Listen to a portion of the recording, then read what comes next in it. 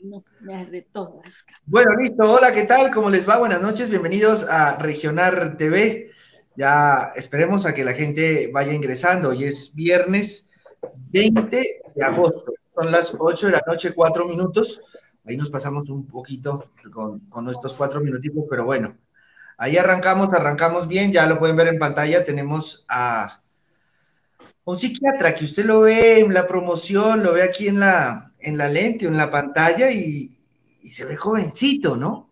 Pero como se dice muy popularmente, comúnmente, más preparado que un yogur. Y lo más importante es que nos va a ayudar mucho y a eso los invitamos, por supuesto, a que nos escriban todas las dudas que usted tenga en cuanto al manejo de salud mental. Sencillamente escriba, aprovecha a estos personajes, aprovecha a estos médicos, estos psiquiatras que tienen experiencia, tienen especialidades, tienen muchos estudios y que no es fácil que nosotros lleguemos, nuestra EPS, por ejemplo, no es fácil que nos entregue una, unos, eh, no sé, unas citas o no tener unas citas con estos especialistas.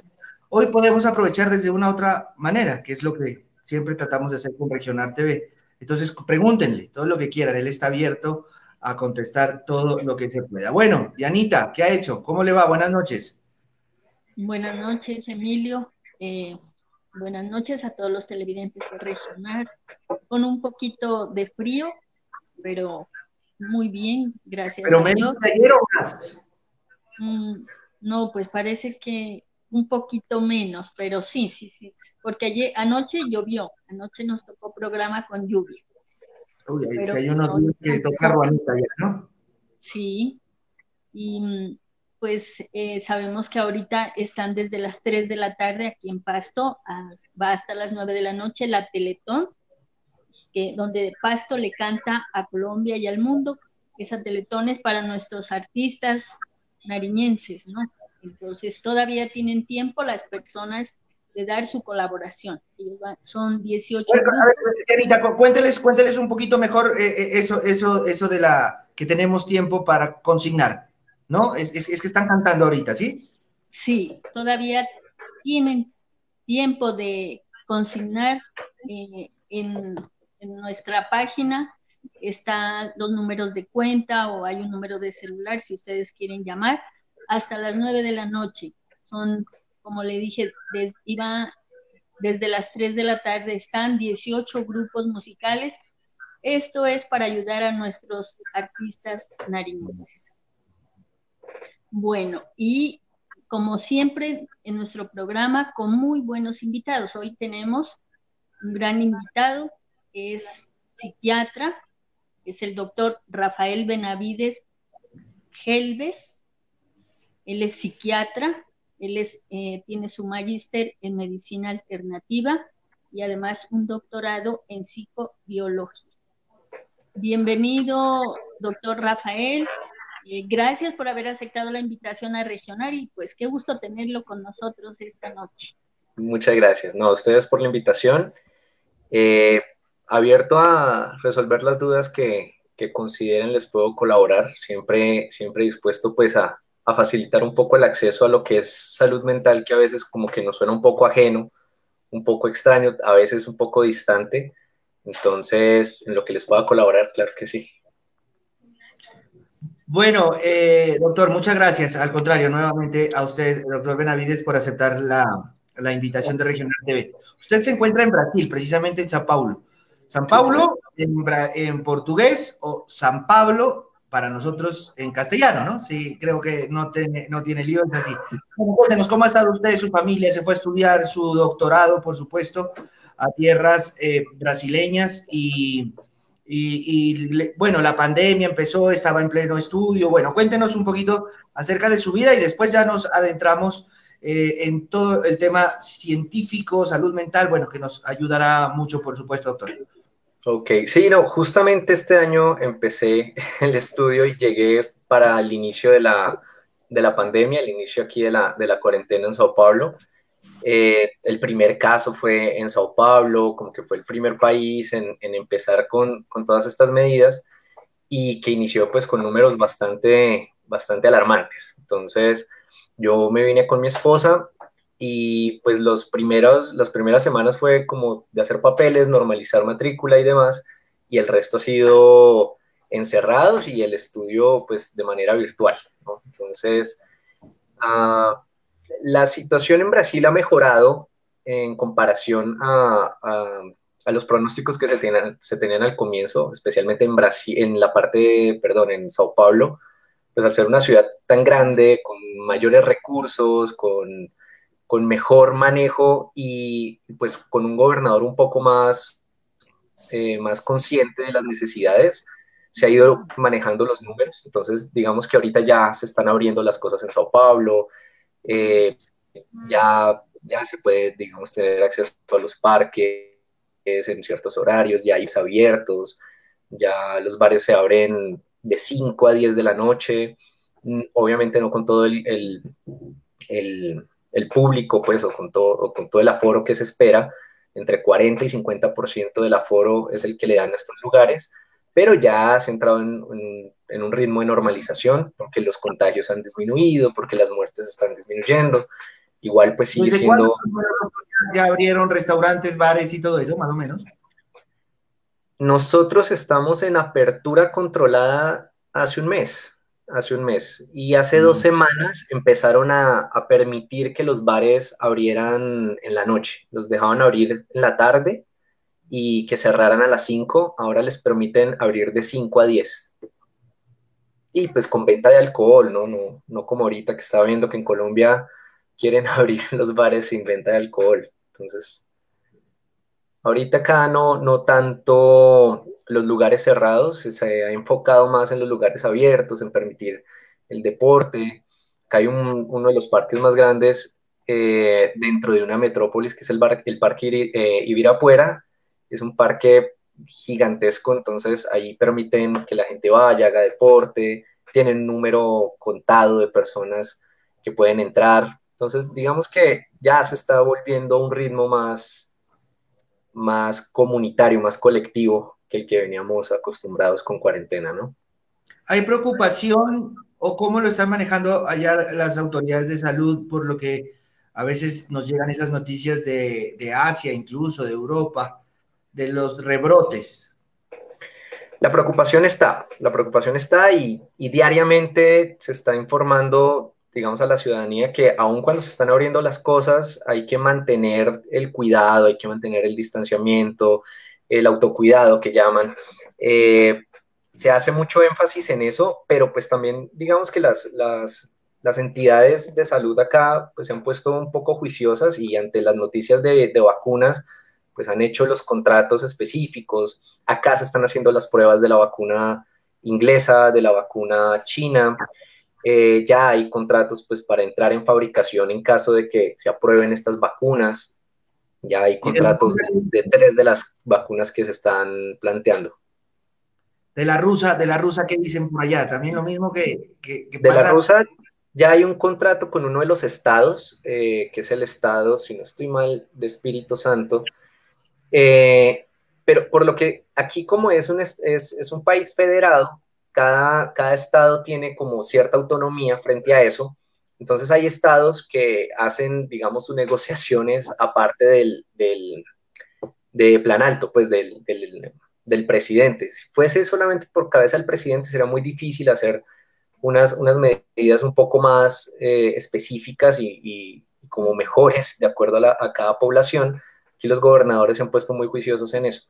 Entonces, acá de la vacuna rusa, pues lo mismo, mientras no se tenga información, pero aquí las únicas vacunas que llegarán a producirse o a probarse son las que diga el Instituto Nacional de Butantan, que es el de investigaciones acá en Brasil. En esa reapertura, ¿cómo mira usted el comportamiento de las personas en relación a cuando estaban encerrados y ahorita ese manejo, cómo los mira, el desarrollo, no sé, el comportamiento en pocas palabras? Hay, digamos, tres grupos grandes, al menos por cómo se ha manejado la cuestión, y es las personas que igual nunca pararon, que son personas que necesitaban sí o sí salir, eran personas para las cuales, aun cuando hubo algunos alivios gubernamentales, en lo económico, eran personas que tenían que salir, personas que no tenían con qué sostenerse día a día, que no se podían dar el lujo de quedarse en la casa. Esas son personas para las cuales la pandemia se ve en televisión no más, a las cuales se les obliga ahora a usar máscara, y si no tienen tapabocas, pues pueden llevar una multa, pero son personas que pues nunca vieron, nunca pararon, no hubo cuarentena para ellos. Hay otro grupo que son los que se están reactivando, que son personas que uno las ve un poco más optimistas, que son personas que uno las ve pues con la sensación del deber cumplido, tal vez, de haber pasado por la cuarentena, haberse cuidado, lavado de manos y demás, y que ven como una recompensa esta abertura, ¿sí? Diciendo, hombre, sí valió la pena, sí era como nos lo prometieron, que después de estar juiciosos cierto tiempo íbamos a reactivarnos. Y hay otras personas que son un poco más reticentes y que tienen cierto componente político, un poco, puesto que están muy en línea del discurso presidencial, que aquí ha sido negacionista frente a las implicaciones que tiene el virus. Entonces, minimizan los efectos, tanto en economía como en salud, y salen y son bastante, retan mucho las medidas de salud pública, entonces salen sin máscara, se aglomeran, hacen fiestas. Entonces son tres grupos que hay que saber organizarlos, pues porque la idea no es entrar en la culpabilización, pero tampoco entrar en relajarse, ¿no? Porque igual, aun cuando los números de Brasil están en mejoría, siguen siendo números exorbitantes, los números de 200 muertos diarios, que pues, eso es muchísimo, no es un lujo uno permitir eso por una sola enfermedad. No, qué interesante. Oiga, y con el doctor, todavía no entramos al tema de su especialidad, pero qué agradable, Dianita, incluso hasta de política nos podemos poner a hablar desde el punto de vista de Brasil, ¿no? Bueno, y aprovechemos de pronto esa pregunta. Usted también está muy coordinado con lo que está sucediendo en Colombia, y por supuesto porque le interesa, porque es colombiano. Lo que está haciendo Brasil a lo que está haciendo Colombia, que si se le podría decir que es novedoso, por supuesto, nadie tiene la última palabra, hay países que suben, después recaen, hay el rebrote, otros están saliendo sin problema, pero de lo acertado que ha hecho Brasil, que podría ser una lección, un caso de éxito como lección aprendida, ¿qué sería bueno que lo coja Colombia que no lo haya hecho? Uy, yo pienso, bueno, es que igual sí, es complejo uno adaptarlo, pero yo pienso que lo que ha hecho que ahorita Sao Paulo, voy a hablar Sao Paulo específicamente porque como les decía, cada estado lo ha ido manejando de una manera distinta. Yo pienso que lo llamativo fue aquí se dio un dinero que se llama auxilio emergencial, no era mayor, no era una gran cantidad, es lo equivalente a unos 500.000 pesos, pero se dio por 5 meses a las personas con mayor riesgo, a personas que ya estaban evaluadas por el Estado y que ya estaban inscritas en algunas listas de tener un riesgo socioeconómico. A estas personas se les dio un auxilio en efectivo, pues, con el cual para pues, promover que estuvieran en casa.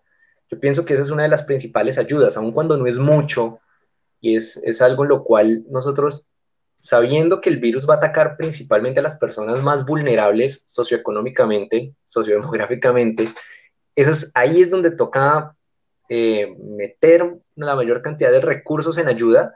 Son las personas que más alivios requieren. Acá se congelaron deudas, se congelaron algunos servicios, luz, agua. Entonces se congelaron ciertas cosas para evitar que las personas sufrieran económicamente, especialmente aquellas que no tienen pues mayores condiciones económicas.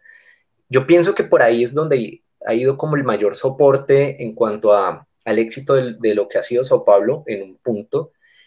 En otro, la colaboración con las universidades, porque acá tienen dos universidades muy fuertes, una que es del estado de Sao Paulo, que es la USP, y otra que es, digamos, como nacional, pero que tiene aquí su sede principal, que es la Federal de Sao Paulo.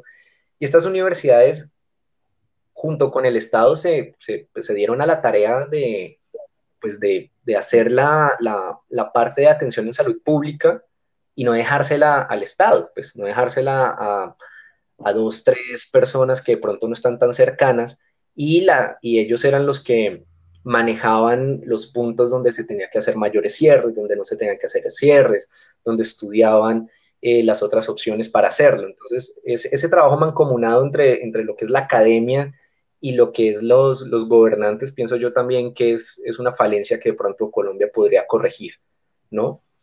Y como tercera cosa, yo pienso que es el permitir que la gente igual no se sienta del todo encerrada, porque ahí es donde yo creo que ha sido una de las fallas en salud mental, y es como esa sensación, pienso yo, por lo que uno ve en Colombia, de que no se va a acabar nunca nada, de que te tengas que estar encerrado todo el tiempo y si salís es tu culpa, y que si se aumentan los casos es porque tú no hiciste caso y te quedaste en la casa, y que entonces ahora si te vas y te reúnes con tus amigos después de 4 meses, entonces es porque eres un irresponsable. Entonces esa carga de culpabilidad uno no la ve acá, ¿sí? Que aquí se han dado espacios como para que la gente, hombre, tome el sol, se pueda reunir un poco con su familia, obviamente teniendo los protocolos indicados. Qué interesante lo que acaba de tocar, Dianita. Yo creo que usted se va a perfilar por ahí, ¿no? Ya, cuenta. Sí, la verdad que la parte psicológica creo que afecta mucho y en ese sentido será que uno toma la decisión, digo, algunas personas de ser desobedientes involuntariamente, ¿no? ¿Será ese el comportamiento que uno tiene de decir, no, pues por la forma, porque ya está en el límite como de... Es que digamos que ahí es un poco lo problemático cuando yo trato de instaurar como esa dualidad bueno o malo, y en esa dualidad bueno o malo meter la palabra como, ¿cómo decir? Como el ser obediente, tal vez, porque uno puede entrar en ese espacio y termina infantilizando a la gente, ¿sí? Lo que pasó un poco al comienzo con los adultos mayores, de no dejarlos salir, que como cuando se encierra a los niños y es que es por su bien. Uno entiende que haya necesidad de proteger y disminuir riesgo de ciertas poblaciones, pero no por eso yo puedo entrar autoritariamente y quitar algunos derechos que tienen las personas, ¿sí? O sea, es decir, prevalece el bien común, estamos de acuerdo en eso, pero no podemos entrar nosotros a llevar esta discusión a si me haces caso eres un buen niño, si no me haces caso eres un mal niño, porque de ahí se pasa rápidamente al si me haces caso eres una persona de bien, si no me haces caso eres un delincuente, que es en lo que ya vamos, ¿no? Ya tenemos que la persona que tiene que salir porque tiene que salir, se le pone un comparendo, ¿sí? Se le pone un escarnio público o alguna otra sanción, y a la persona que no sale porque se puede dar el lujo de no salir, digamos que después de 6 meses de cuarentena ya estamos hablando de un lujo, el poder quedarse en la casa, el poder contar con ahorros, el poder tener un techo, el que no tengas mayores necesidades, entonces a esa persona sí se le aplaude. Entonces no podemos entrar en esa dualidad. Cada quien ha manejado estos 6 meses de la manera en la que ha podido, ¿sí? Y digamos que vuelvo al punto de la dualidad, porque entonces también, bueno, has tenido 6 meses en tu casa, ¿qué has hecho con esos 6 meses? Entonces, si además de que lograste cumplir y estar en tu casa en una cuarentena, además de eso le tienes que pasar un reporte a los demás de que le sacaste jugo a esos 6 meses y sacaste un diplomado y aprendiste a hacer mil cosas y eres supremamente productivo. Y entonces, como que todo el tiempo es una dualidad, pero es una dualidad punitiva, ¿sí? O hiciste o te comportaste de esta manera y bien, carita feliz, y si no hiciste todo eso, entonces no valió de nada, pues la angustia que llevas estos 6 meses, porque yo creo que nadie ha pasado estos 6 meses sin estar angustiado por algo, ¿sí? Ya sea la angustia de no poder salir, digamos, desde la angustia, entre comillas, más pequeña, la angustia de no poder hacer lo que yo hacía normalmente, hasta las angustias más grandes, que es, hombre, me echaron del trabajo, se me enfermó alguien, me enfermé yo. Entonces, no podemos entrar en dualidades y no podemos entrar a infantilizar a los demás, ¿sí? Eres un buen niño, no eres un buen niño, haces caso, no haces caso, eres juicioso, no eres juicioso, porque cada caso es muy distinto.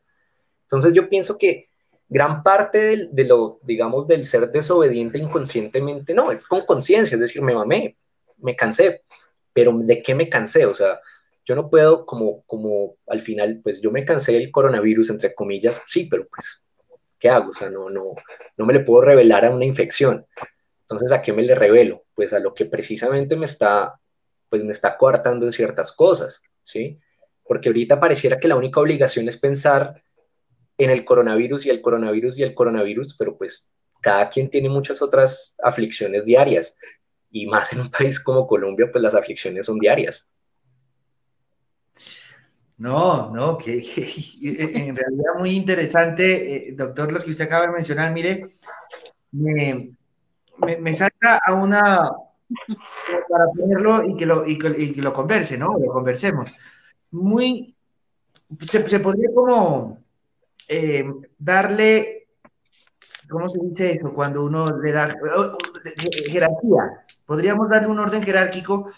Usted toca un tema que me llama mucho la atención y es que la gente el día de mañana puede empezar a reprocharnos porque si usted no salió, listo, pudo cumplir los 6 meses porque tuvo ahorros, bueno, como usted muy bien lo menciona, pudo quedarse en casa. Va a haber un reproche si no hizo nada, si no es un diplomada, si no escribió un libro, ¿qué más dicen por ahí? Si no aprendió a hacer tal cosa, bueno, en fin, o si Uh sale -huh. gordo, si sale flaco, bueno, tantas cosas.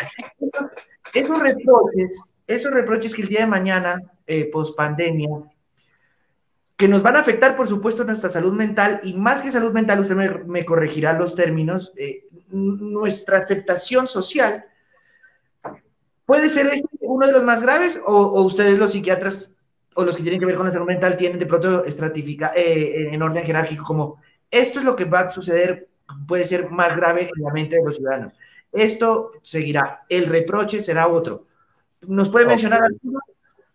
Digamos que ahorita, hablando específicamente de lo médico, nos tenemos que ir como a evidenciar la parte emocional de todo este periodo, ¿sí? Ya. Todo este periodo es un periodo de adaptación, porque nos tenemos que adaptar, primero nos tuvimos que adaptar al hecho de estar en una pandemia, segundo a una cuarentena, después a una cuarentena con ingresos, sin ingresos, a una cuarentena con la familia, no todo el mundo tiene en su casa el mejor ambiente, o una cuarentena sin estudios, bueno, X. Es un periodo de adaptación. Dentro de un periodo de adaptación, nosotros tenemos múltiples reacciones que son iniciales, que son automáticas, que son reacciones de ajuste, ¿sí? Estas reacciones de ajuste en sí mismas no son patológicas, no son una enfermedad, ¿sí? Digamos, el día que dijeron, oiga, hay cuarentena estricta y alguien se puso a llorar o alguien empezó a estar de mal genio o el otro decidió salirse por rebeldía, por decirlo así, esas son reacciones de ajuste, son momentáneas, son innatas y como que preparan el terreno para que yo me adapte a esto nuevo que viene, a lo nuevo. Entonces, al venir ya a lo nuevo, ya empiezan mis mecanismos de adaptación como a darme paso, ¿sí? Decir, bueno, no, entonces, ¿qué voy a hacer? Eh, por ejemplo, me voy a poner a aprender, no sé, chino durante este tiempo y voy a sacarle el jugo a estar 40 días, 60 días en la casa y le voy a sacar el jugo, pero habrá quien esos 60 días en la casa lo pongan muy triste y entonces esos días esté más bien encerrado, sin comer, sin dormir. Entonces ese es un periodo de adaptación. El periodo de adaptación en sí mismo no debe durar mucho, durará unas 8 semanas, ¿cierto? Después de estas 8 semanas yo debo tener o una adaptación exitosa o tengo lo que ya podríamos llamar un trastorno. ¿Qué trastornos se podrían dar de una mala adaptación a este proceso? Los trastornos de ansiedad, principalmente, los trastornos depresivos. Esos son como los dos trastornos grandes que pueden dar si no me logré adaptar de la mejor manera en este caso específico, la pandemia. Dentro de los trastornos de ansiedad están las fobias, están los ataques de pánico. Bueno, digamos que ya dependiendo de los síntomas que cada quien tenga, se puede encajar en un diagnóstico específico. Y dentro de los trastornos depresivos, pues específicamente la depresión mayor. Entonces, no es que la tristeza durante la pandemia sea ya una depresión, ¿cierto?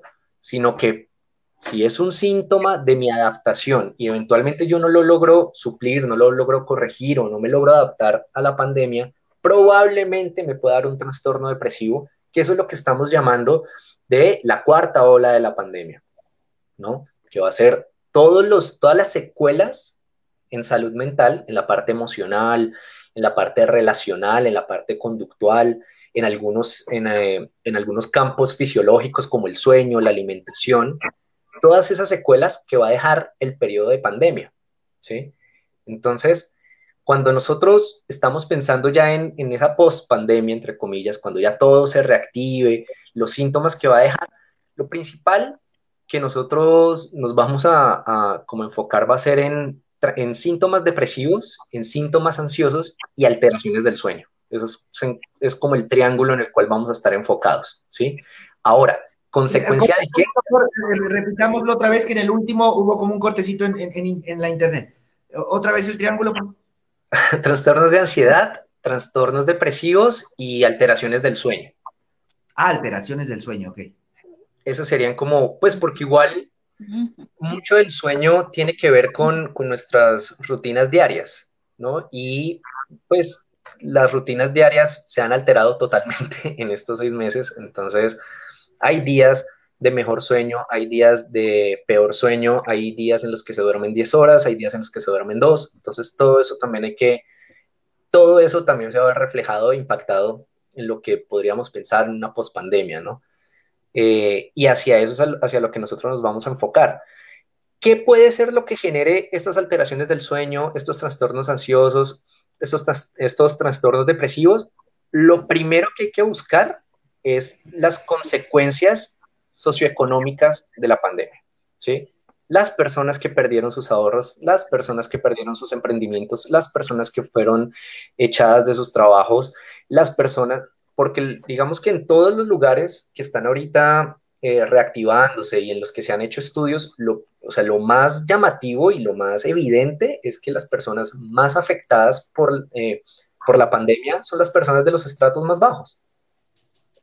Esas son las personas que más afectadas se vieron. Las personas que dependían del trabajo diario, al no tener gente en la calle, vieron aún más disminuidos sus ingresos. Las personas que no tienen acceso a salud, pues se vieron aún más afectadas por la enfermedad en sí. Entonces, ahí es donde nosotros vamos a ver el mayor foco, ¿sí? El mayor foco va a ser en las personas que vieron un impacto directo desde lo económico y desde lo social asociado a la infección y a la pandemia. No significa entonces que aquellas personas que hayan podido tener una cuarentena dentro de lo esperado, en su casa, con ahorros y demás, no vayan a tener repercusiones. Claro que sí.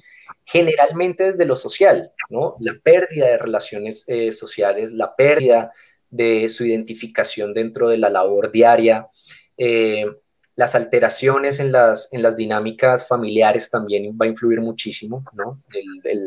Se han disparado los casos de violencia intrafamiliar, se han disparado los casos de violencia hacia la mujer. Entonces, por ahí es por donde nosotros nos vamos como a ver a gatas para poder solucionar todo lo que está pasando.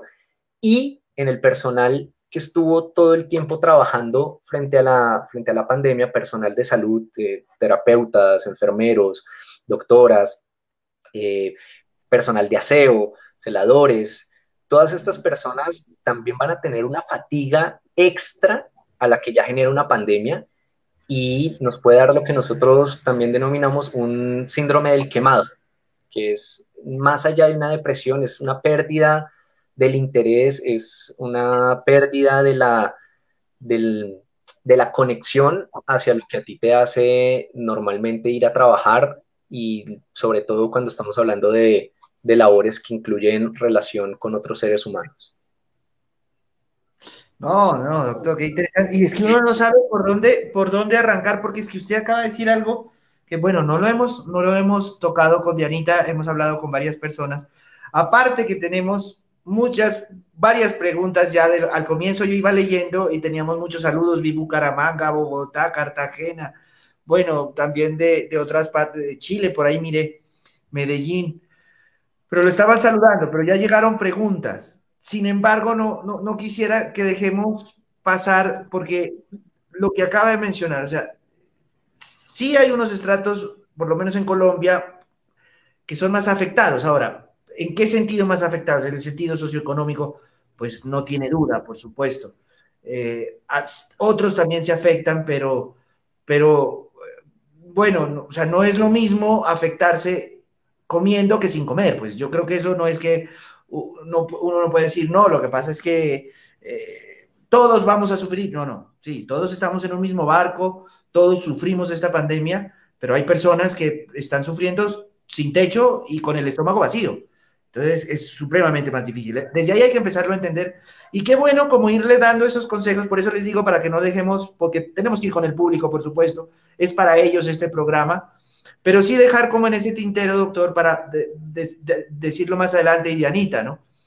Y la otra parte. ¿Cómo podemos ayudar? ¿Cómo podemos ayudar a estas personas que pertenecen a este sector, a los de este sector y también a estos de este sector que uno los ve en Instagram, que están en piscina, en yate y delicioso y con lo último en tecnología? Y uno dice, no, esta cuarentena, que envidia, que envidia. Pues yo siento envidia, yo digo, pucha, ¿por qué no puedo estar ahí? ¿Por qué no fui así? ¿Qué cuarentena tan sabrosa? Oiga. Bueno, pero todos tienen su sufrimiento. Entonces, por favor, para tenerla por ahí. A ver, desde Yopal Casanare, otra persona. Bueno, vamos. Usted me cuenta, Dianita, si me puede colaborar. Entra. No. Dice Por Jeffrey ahorita González. siga usted. Listo. Ahorita.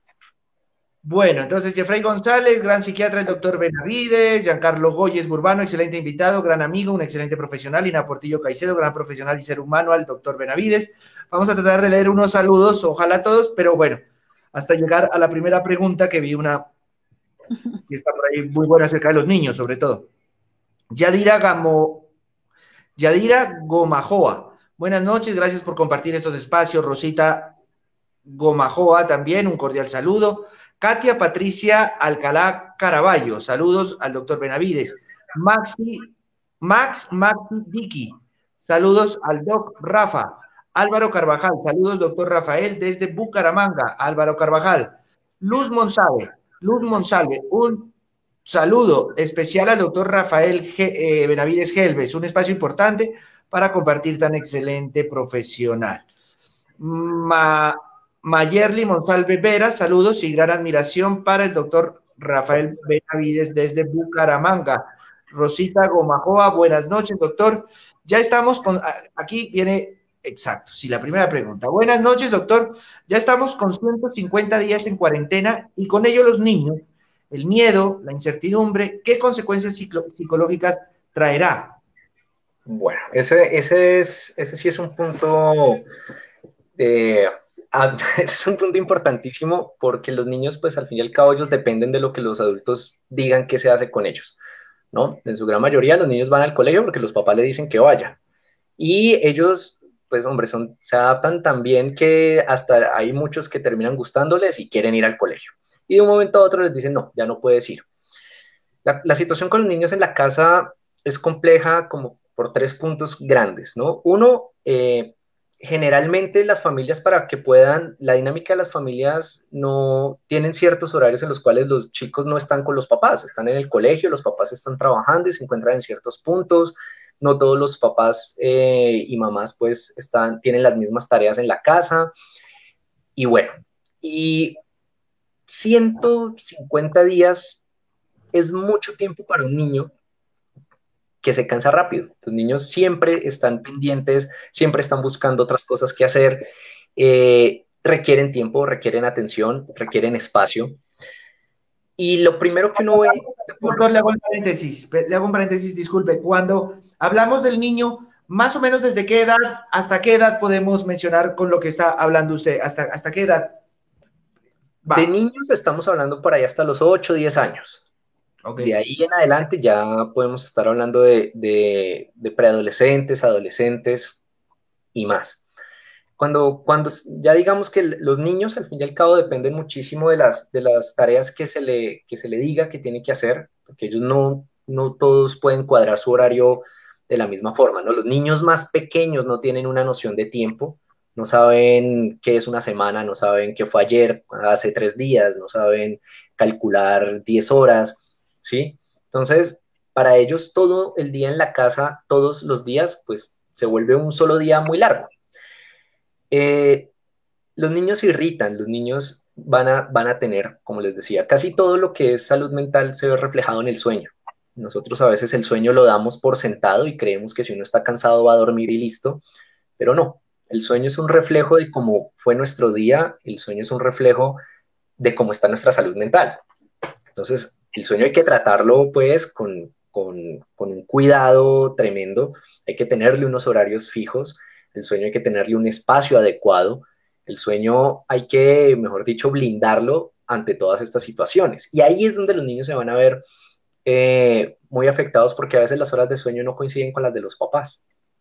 Y a veces ellos ven que los papás están asustados y pues ellos también se asustan y ven a los papás estresados y ellos también se estresan, ¿sí? Y como los niños a veces no se ven como una parte, ¿cómo decirlo? Como una parte a tener en cuenta en cuanto a los problemas de la casa, sino que se ven simplemente como los afectados y ya, entonces no entran y no tienen un espacio para ellos también exhibir sus preocupaciones. Entonces, lo primero que hay que hacer con los niños en la casa es darles el espacio en la casa que ellos tienen. Ellos son parte activa de la casa, ¿sí? Ellos, las decisiones que se tomen en la casa, las actividades que se hagan en la casa, les repercute a ellos, queramos o no. Y claramente, pues el niño no va a decidir en qué se va a gastar el dinero de la casa o qué se va a hacer cada día, pero sí debe sentirse parte de las decisiones que se toman en la casa, sobre todo si tienen que ver con ellos, ¿sí? Eh, algo que yo, pues, digamos, que uno lee constantemente que es una de las problemáticas y es el hecho del telestudio, ¿no? Y es porque todavía tenemos ese afán de que los niños van a perder tiempo y los niños se van a atrasar y los niños van a perder el año y yo qué hice y demás. Y ese es el primer miedo que hay que quitarle a los papás. O sea, un niño de 8 años y menos no se va a atrasar, no va a perder habilidades por no estar estudiando diariamente como venía haciendo, ¿sí? O sea, realmente tenemos que quitarnos ese miedo porque ese miedo se lo estamos pasando a los niños y es que te vas a atrasar, que no estás aprovechando el tiempo, retomamos un poco eso, que vas a perder un año, que mejor dicho, se acabó todo lo que teníamos planeado y los niños sienten eso. Y levantar a un niño a estar 6 horas frente a una pantalla, a quedarse quieto en una silla, a hacer tareas que no le están guiando, pues no tiene sentido, ¿sí? Entonces la idea no es imponerle a un niño la normalidad por la normalidad, y es entender que pues los niños funcionan de una manera en el colegio, pues porque ese es un contexto que han ido aprendiendo, pero que igual lo lindo del colegio para un niño es ir y relacionarse con sus amigos y aprender a solucionar problemas y aprender que hay niños con los que se va a llevar bien y otros con los que se va a llevar mal, que hay otras nociones de autoridad que deben ir siguiendo, más que aprender a dividir, más que aprender a sumar, más que aprender a escribir, más que aprender muchas cosas que las van a aprender. Los niños las van a aprender. Por 6 meses de cuarentena no se les va a olvidar escribir, no se van a atrasar, no van a perder el cupo en esa universidad que quieren. No les va a pasar nada, ¿sí? Lo que hay que hacer, lo que hay que priorizar ahorita con los niños es el cuidado, la salud de ellos y, hombre, que aprendan a conocer su casa como lo que es, como un espacio seguro. Eso es lo que ellos, en eso es en lo que hay que invertir ahorita estos 6 meses más que en, no, como ya no está yendo al colegio, entonces lo metí en un curso virtual de baile. O sea, no nos saturemos a los niños ahorita, entendamos que ellos tienen otras ansiedades, que ellos extrañan a sus compañeros, que extrañen a los compañeros no significa específicamente que extrañen el colegio, ¿no? Eso también hay que tenerlo un poco en cuenta. Y llamar a la paciencia, ¿no? Pues porque si a veces hay que tener paciencia con un adulto que no se aguanta estar encerrado porque quiere salir a jugar fútbol con los amigos, ahora imagínense un niño que no sabe qué es una pandemia, que no sabe qué es un virus. Entonces hay que saberles explicar eso sin meterles miedo, ¿no? Porque un adulto puede entender la diferencia entre un virus que sale cuando estornudas, pero para un niño un virus que mata gente es otra cosa. Entonces, no hay que adultificarlos, no hay que creer que ellos van a entender todo lo que nosotros les estamos diciendo, pero sí hay que hacerlos parte de la conversación, porque hay veces que ellos necesitan otras cosas que nosotros asumimos que no, que ya se las estamos cumpliendo por dejarlos enfrente de un televisor o de un computador con alguien hablándoles por el micrófono durante 6 horas. Hay que hacerlos sentir seguros en casa, me pareció. Uy, ¿nos salimos del aire? ¿Sí me están escuchando? Sí, yo sí. Sí, yo también. Bueno, decía que de lo que habla el doctor a uno le quedan muchas cosas, por supuesto, ¿no? En la cabeza, Dianita, pero eso de al niño hágalo sentir que en casa es seguro, hombre, claro, por ahí es la línea, ahorita hay que, no, y también acerca del sueño, pero lo que les digo, lastimosamente, o bueno, vemos más adelante si vamos manejando ese tema, porque mire que al sueño a uno le han enseñado que tiene que dormir tantas horas, que no, que mejor es dormir solo 4, que mire los orientales que duermen solo 3 horas y por eso son más productivos, en fin, eso lo voy a explicar más adelante porque como siempre aquí nuestros televidentes son los protagonistas. ARQ Peligno, un saludo especial para el doctor Benavides desde La Guajira. Linda tierra, saludos allá a Riohacha, bueno, todos los municipios del departamento de La Guajira, linda tierra. Oscar Caracas, un saludo muy especial para el doctor Benavides por su gran mensaje, que Dios lo bendiga. Jonathan Zapata Polo, gracias por el espacio, doctor. Una pregunta, ¿cómo se puede manejar el estrés social? ¿A qué o qué se debe hacer algo o se debe hacer algo productivo en la pandemia? Ok, entonces ahí tenemos que partir del concepto de productivo, ¿no? ¿Productivo para quién? ¿Sí? Es decir, para mí ya es muy productivo el no infectarme. Para mí ya es muy productivo el no enfermarme. Para mí ya es muy productivo. Para la sociedad ya es muy productivo que yo no esté diseminando el virus por todo lado. Y eso, perdón, doctor, es que lo que acaba de decir es supremamente hermoso. O sea, más que hermoso es oportuno y que tenemos que entender, hay que recalcar eso. Esto ya es productivo, entonces pongámonos, ahora, pues los que se contagiaron y pues están en eso, pues obviamente, pues es otro tema, es difícil, tienen que salir, Dios quiera que salgan adelante, bueno, en fin, pero los que no, ya es algo productivo, entonces ya es un pedalazo, ya es un motivo para vivir día a día. Muy bien, Claro. perdón. Sí, porque por eso digo, o sea, el concepto de productivo hay que ver quién me lo está dando, ¿sí? Porque generalmente cuando estamos hablando de productivo, estamos hablando es en generar algo tangible, ¿no? Entonces tengo que ser productivo, no sé, desde el teletrabajo, entonces ahora que ya estoy en mi casa, ya no trabajo 8 horas diarias, sino 12 horas diarias.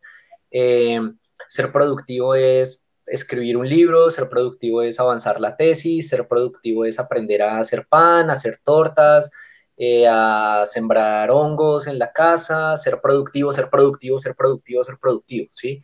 Entonces, ahí es la gran pregunta, o sea, yo para quién o para qué quiero ser productivo, ¿sí? ¿Y qué voy a definir yo como productividad? Si estamos en la mitad de una pandemia, de una enfermedad que se encuentra en estos momentos en todo el mundo, que hasta ahorita los médicos estamos aprendiendo cómo se comporta, cómo tratarla, cómo disminuir la mortalidad. Hombre, en un escenario de pandemia, lo más productivo es no enfermarse. Eso es lo más productivo que yo puedo hacer, ¿sí? Y si ya me enfermé, lo más productivo que yo puedo hacer es no empeorarme, ¿sí? Y si ya me enfermé, lo más productivo que yo puedo hacer es no contagiar a más gente. Y ya, estamos en una pandemia, eso es lo más importante. Punto. ¿Sí? Si yo hoy lo más productivo que puedo hacer es cerrar el negocio que tengo porque me está dejando pérdidas y al menos con esa plata que logro recuperar me puedo mantener más tiempo, eso es productivo. ¿Sí? Pero si hay alguien que en este espacio logra una oportunidad de negocio y la saca y le va bien, hombre, buenísimo. ¿Sí? Pero yo no puedo seguir, o sea, en un espacio en el cual la gente está muriendo, yo no puedo estar pensando en la productividad desde lo económico, desde lo académico. La productividad mía es no morirme, pues, y procurar que los míos no se me mueran. Si yo logro eso, si dentro de lo que está en mis manos, obviamente, ¿no? Si yo logro eso, ya estoy siendo totalmente productivo. Si yo hoy puedo decirle a mi vecino que está aterrado del miedo por todo esto, ayudarlo a que se calme, hombre, fui supremamente productivo. Si yo hoy puedo ayudarle a un familiar que se quedó sin mercado y ayudarle con un mercado, pues la mitad de lo que yo tenía para el mes se lo doy a él, pues ya fui supremamente productivo. Ahora, que habrá quien logró en la cuarentena volverse millonario, chimba por él, muy bacano, pero son muy pocos, ¿sí? Entonces, lo primero que uno puede hacer para quitarse la ansiedad es entender que todos los días la labor que yo tengo conmigo es estar bien yo. Y si yo logro eso, ya puedo pensar en el siguiente espacio, que esté bien el que está al lado mío, y si logré eso, que esté bien el otro, y así, de a poquitos. Pero si yo desde hoy me pongo la maleta pesadísima de que yo tengo que salvar el mundo, pues me lleno de ansiedad y no lo logro. Y entonces ahí le sumo la frustración de no haberlo logrado. Y entonces ahí le sumo y le sumo y le sumo y le sumo. Entonces lo primero que yo debo buscar es levantarme y decir, hombre, hoy voy a buscar la manera para estar bien dentro de lo que pueda, ¿sí? Si me tocó salir por X o Y motivo, pues buscar que esa salida sea lo menos riesgosa posible. Si me puedo quedar en la casa, hombre, buscar que el quedarme en casa me sirva a mí, le sirva a los que están conmigo, y si ya quiero ahí, hombre, voy a pegarle una llamada a mi mamá, oiga, voy a pegarle una llamada a mi tío, oiga, voy a hablar con tal amigo que hace mucho tiempo no hablo, y al menos escucharlo, que se queje y de lo que no se queje, ¿sí? Eso es lo primero, eso es lo primero que yo puedo hacer. Obviamente, digamos que suena de pronto un poco a frase de cajón, pero hay días de días, hay días en los que es mucho más fácil hacer esto, en los que yo me levanto, tengo la energía y digo, listo, hoy todo, con todo y lavo todas las perillas y todo y bien. Y hay días en los que yo no quiero hacer nada. Igual, aun cuando yo no quiera hacer nada y no haga nada y me quedo en casa, ya hice muchísimo, fui productivo por ese día. Que hasta el día en el que menos ganas tenía de hacer cosas, logré estar bien, pues fui productivo, ¿cierto? Lo otro que también va a ayudar muchísimo es no quedarnos dándole tantas vueltas a solo el hecho de que estamos en pandemia, estamos en pandemia, estamos en pandemia, estamos en pandemia, sí, estamos en pandemia, clarísimo, y ya, pero sigue habiendo mil problemas más. Entonces, nosotros no nos podemos quedar solamente bajo un discurso y omitir que hay otras cuestiones, que hay otros problemas familiares, que hay otros problemas laborales, que hay otros problemas en el país, ¿cierto? Y no podemos, entonces, sentirnos agobiados por el hecho de que entonces yo ya tengo mucho por qué preocuparme, no me voy a preocupar de esto. No, cada día lleva su afán. Entonces, cada día me puedo dar yo el permiso, entre comillas, de preocuparme por alguna cosa que para mí sea importante, ¿sí? El hecho de que yo hoy me preocupe por algo que para mí es importante, no sé, mi equipo de fútbol perdió o lo que sea, no me hace menos empático con el sufrimiento de otras personas, ¿sí? El hecho de que para mí sea preocupante que tenía unas vacaciones y se me dañaron por el coronavirus, no me hace menos pendiente de la realidad, ¿sí? Porque entonces, imagínate si nosotros todos los días cogiéramos el periódico y nos llenáramos de angustia por cada cosa que uno ve ahí. Uno también puede seleccionar de qué se preocupa y de qué no se preocupa, sin que eso signifique que uno sea más o menos empático, más o menos compasivo, más o menos solidario, ¿sí? Porque lo primero que yo tengo que cuidar es mi bienestar y de ahí en adelante, pues procuro ayudarla de los que más pueda. Con lo que usted acaba de decir, doctor Rafael, uno se queda pensando en una parte, porque hay días que muchas personas se levantan y todo le culpan al coronavirus, es que por el coronavirus esto. Entonces, es como cambiar ese chip y decir la parte que usted nos acaba de decir, es una lección. Ser productivos, no importa en las circunstancias que nos encontremos, pero si hoy nos encontramos aquí con esta pandemia, también podemos ser productivos. Y lo que usted dice, yo no puedo componer el mundo, es verdad, y a veces uno lo quiere componerle la vida al vecino, hasta al hijo, y no, la verdad, hay que cargar el peso que uno puede, más no el del otro. Es, acaba de confirmarme esa parte, que de pronto una vez se carga las maletas de los demás y son muy pesadas, la verdad.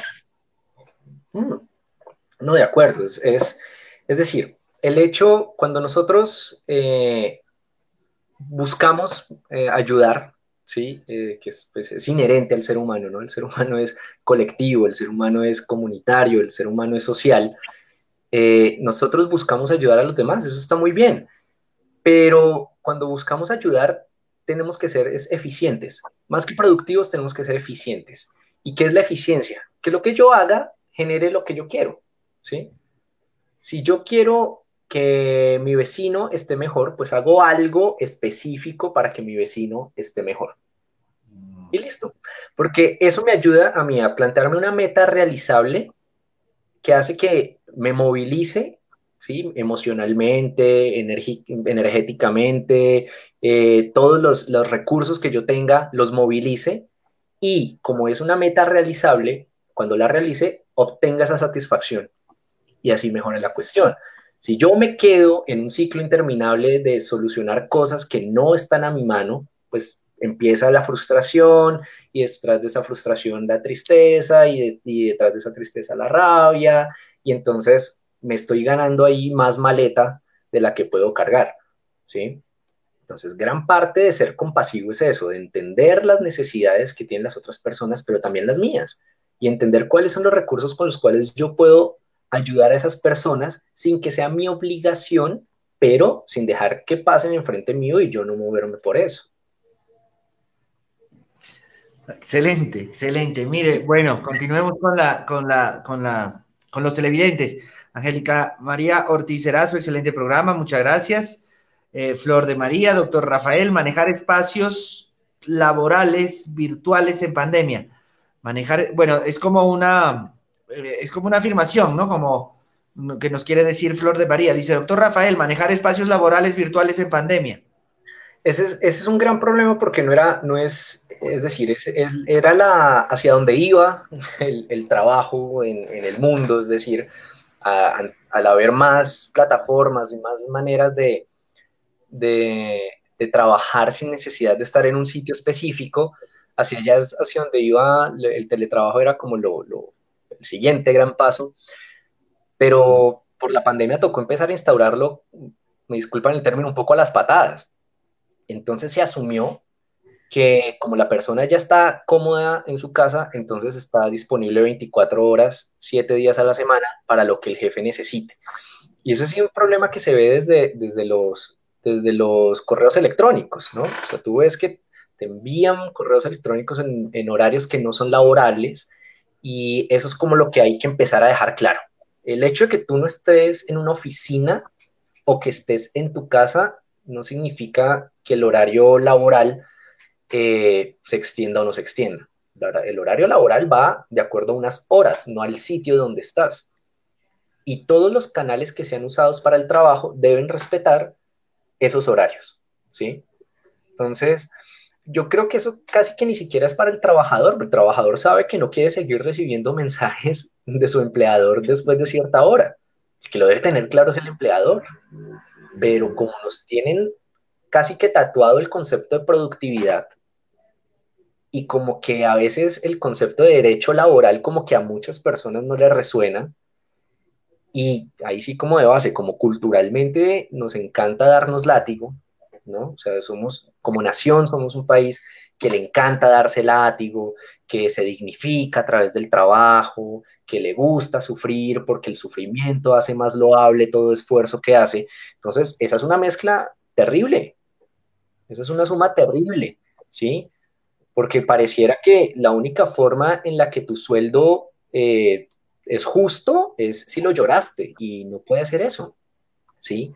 Entonces, se suman, digamos que los grandes vicios que tenemos como nación y es la improvisación, el sacrificio y y la ¿qué? Y pues el autoritarismo en cuanto a que usted trabaja cuando yo le diga y como yo le diga y no es así, ¿no? Nosotros debemos recordar que todos los trabajadores son trabajadores precisamente porque saben hacer algo, se desempeñan en algo que el empleador necesita. Entonces es una relación horizontal. Entonces Y por a eso debe... eso súmele, doctor, no sé en otras regiones, pero por lo menos en las que uno ha estado en Colombia, sí, El estar en casa es sinónimo de vagancia, es sinónimo de que tengo el tiempo. Si yo me quedo en casa, si un sábado me quedé en casa, un domingo me quedé en casa antes de pandemia y acostado viendo televisión o bueno, barriendo, quedar con la familia, incluso solo, no salió, no fue al parque, no hizo deporte, no salió al supermercado, sino que no, se me hace un vago. Y eso Exactamente. también suma esto. No, ahí digamos que es un poco frente a lo que es optimización y ahí cada trabajo y cada tarea pues tendrá sus medidores de resultados, ¿sí? Pero lo que nosotros tenemos que aprender, y digo como nación un poco, es a optimizar, a entender que no importa si tú estás 8 horas sentado, si en esas 8 horas no estás haciendo el trabajo que se te indica. Si tú logras hacer el trabajo diario en 2 horas, magnífico. Puedes seguir las otras 6 horas y las utilizas en lo que tú quieras. Y lo otro es que si nosotros tenemos un concepto del trabajo y claramente que el trabajo te brinda muchísimas cosas positivas, asimismo el descanso, ¿sí? O sea, el descanso es una actividad necesaria, no es la ausencia de trabajo, ¿sí? Porque eso también es como una mezcla ahí. Entonces, como no estoy trabajando, ya de facto estoy descansando. Y no, el descanso es una actividad que debe ser planeada, que debe tener sus horarios, o sea, cada quien descansa de una manera distinta. Hay gente que descansa bailando, hay gente que descansa durmiendo, hay gente que descansa jugando con sus hijos, hay gente que descansa de mil maneras. Y yo debo Uno, doctor, qué pena. Es que tan importante todo que uno empieza. No, es que tenemos que volver, Dianita, con él. Tenemos Sí, que volver pronto, pronto, porque verdad. No, es que hay es que muchísimos temas. Miren, solo ese paréntesis. ¿Cómo sabe uno que, a ver, cómo lo diría? Uno puede saber como interno realmente si descanso yendo al estadio, si descanso jugando fútbol, si descanso en cama, si descanso viendo Netflix, o si descanso leyendo, o si descanso durmiendo. o está en el descanso disfrute, comiendo. está en el disfrute. Si me Lo hago, o que- sea, ah, ok. la sensación de disfrute, de que algo te genera satisfacción, es el indicador de que aquello que haces te genera un descanso, ¿sí? Mm, Entonces, también hay que romper un poquito ese mito de que cuando trabajas en lo que disfrutas, no trabajas. No, es falso, porque el trabajo debe ser trabajo. Y como es trabajoso, te lo pagan. Punto. Si tú quieres disfrutar, descansas. Punto. Porque entonces empezamos a hacer una mezcolanza que no es benéfica para nadie, sino para el empleador, ¿sí? Entonces, ahí es donde nosotros, tanto como empleadores como empleados, debemos dividir las cosas, ¿sí? Un empleado descansado es un empleado que trabaja, punto, produce. ¿sí? Entonces, yo debo saber qué me genera satisfacción. Hombre, que a mí trabajar me gusta muchísimo, bacanísimo, pero es tu trabajo, pero es tu trabajo. Y hay cosas que te van a generar un goce, un disfrute, que solamente esas cosas te las genera, ¿sí? Y ahí volvemos a lo mismo. Hay gente que le estresa muchísimo tener que ir a reunirse en un bar con otras personas, que qué mamera salir, que el frío, que pronto me roban, que la plata que me gasto allá. Entonces, pues claramente para esa persona salir de rumbo un viernes no es descansar. De pronto le Claro, toca porque, pues, no sé, sus compañeros se lo piden o su pareja se lo pide, pero no se vuelve descanso. Ahora lo mismo, dormir un domingo 12 horas porque estás en Guayabado, pues tampoco es descanso, ¿cierto? No es sueño reparador, es básicamente pues porque tu cuerpo está molido, que estás esas 12 horas durmiendo, entonces eso no cuenta tampoco como descanso, ¿sí? Entonces, descanso es ese espacio que tú dedicas para cosas que te satisfacen, que te generan placer, punto, ¿sí? Que te generan placer, no más, sin estar pensando en estoy haciendo esto porque gracias a esto puedo conseguir más. No, lo estás haciendo simplemente por el gusto, porque te genera placer, no más. Y eso es vital, eso es lo que le da sentido a las horas de trabajo, eso es lo que le da sentido a las horas de estudio, eso es lo que le da sentido a muchísimas cuestiones, el tiempo de descansar, el tiempo que tú te puedes sentar debajo de un árbol y pasaron 3 horas y ya, pero era un tiempo que tú necesitabas para ti mismo, ¿sí? A ese nivel de satisfacción espiritual se debe tener. Eso hace que trascienda a la persona, más allá del trabajo. El trabajo es importantísimo, claro que sí, y más en una sociedad como la nuestra, obvio, nadie está diciendo que no, nadie lo está demeritando, pero hay que darle la importancia al descanso también, ¿sí? Hay que darle el mérito al descanso porque es que es el descanso el que hace que el cuerpo se active en lo emocional, se active en lo espiritual, se active en lo físico y pues hombre, no necesita el cuerpo, la mente y el espíritu para todo lo que, para todo lo que se hace diariamente. No, Aquí hay una fenomenal. pregunta, Emilio. Dice Molly Mateus, saludos y mi admiración para el doctor Rafael Benavides desde Bogotá.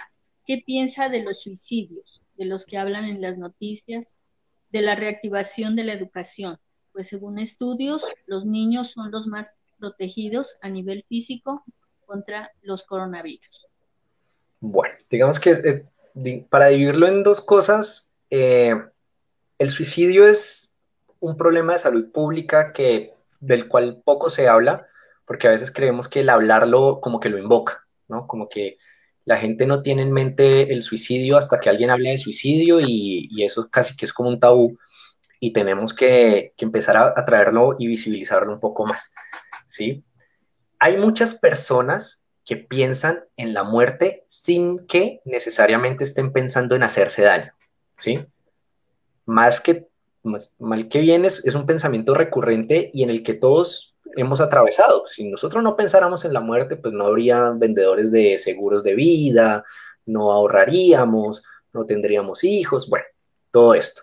Entonces, el pensar en la muerte es algo que normalmente, digo normalmente, no estoy diciendo todos los días, pero no es un pensamiento ajeno a la sanidad, al estar bien, ¿sí? Hace parte de, de todas las proyecciones que nosotros hacemos, pues porque la muerte es parte de la vida, ¿no? Si no hubiera muerte, pues la vida no tiene ningún sentido.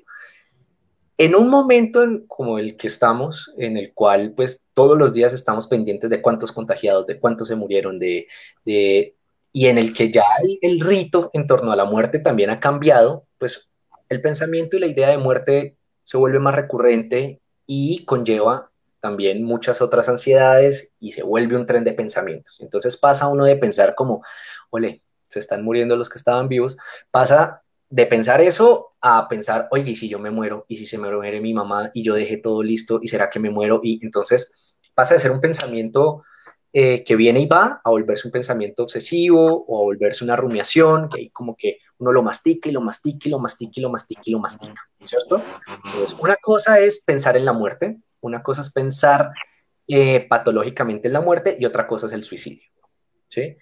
Cuando ya estamos pensando ya cuando la idea es de suicidio, de hacerme daño a mí, de quitarme la vida, ahí ya hay otras cosas que están sucediendo. Generalmente en el contexto de un trastorno depresivo, ¿sí?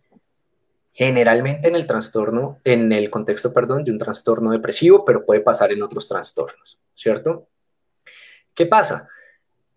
Es importantísimo ahorita que nosotros estamos más tiempo con nuestros familiares, estar pendientes de cómo están ellos, ¿sí? Frente al suicidio, sí hay alertas. Frente al suicidio, sí hay cosas para nosotros identificar que de pronto alguien ha pensado o que es una idea que se le está pasando por la cabeza, ¿sí? No podemos quedarnos con eso de que el que se va a matar se mata y ya y no le avisa a nadie, no, ¿sí? Porque para llegar a esa idea se sufre mucho y el sufrimiento siempre deja chispazos pues, que las personas podemos ir reconociendo. Entonces, claro, estos son periodos en los cuales las noticias de suicidios, además que mal manejadas a veces un poco en los medios, pueden desencadenar un poco la percepción de que la gente se esté suicidando más, ¿cierto? Y se puede también satanizar un poco frente al hablar de suicidio. Entonces, yo de pronto lo dejaría como, de suicidio hay que hablar, de suicidio hay que preguntar. Si yo pienso que una persona que yo quiero, que yo conozco, está pensando en eso, tengo que decírselo. Mira, tengo miedo de que estés pensando en esto porque eh, te veo constantemente renegando de la vida, porque noto que cada vez estás más aislado, porque veo que te siento sufriendo, ¿cierto?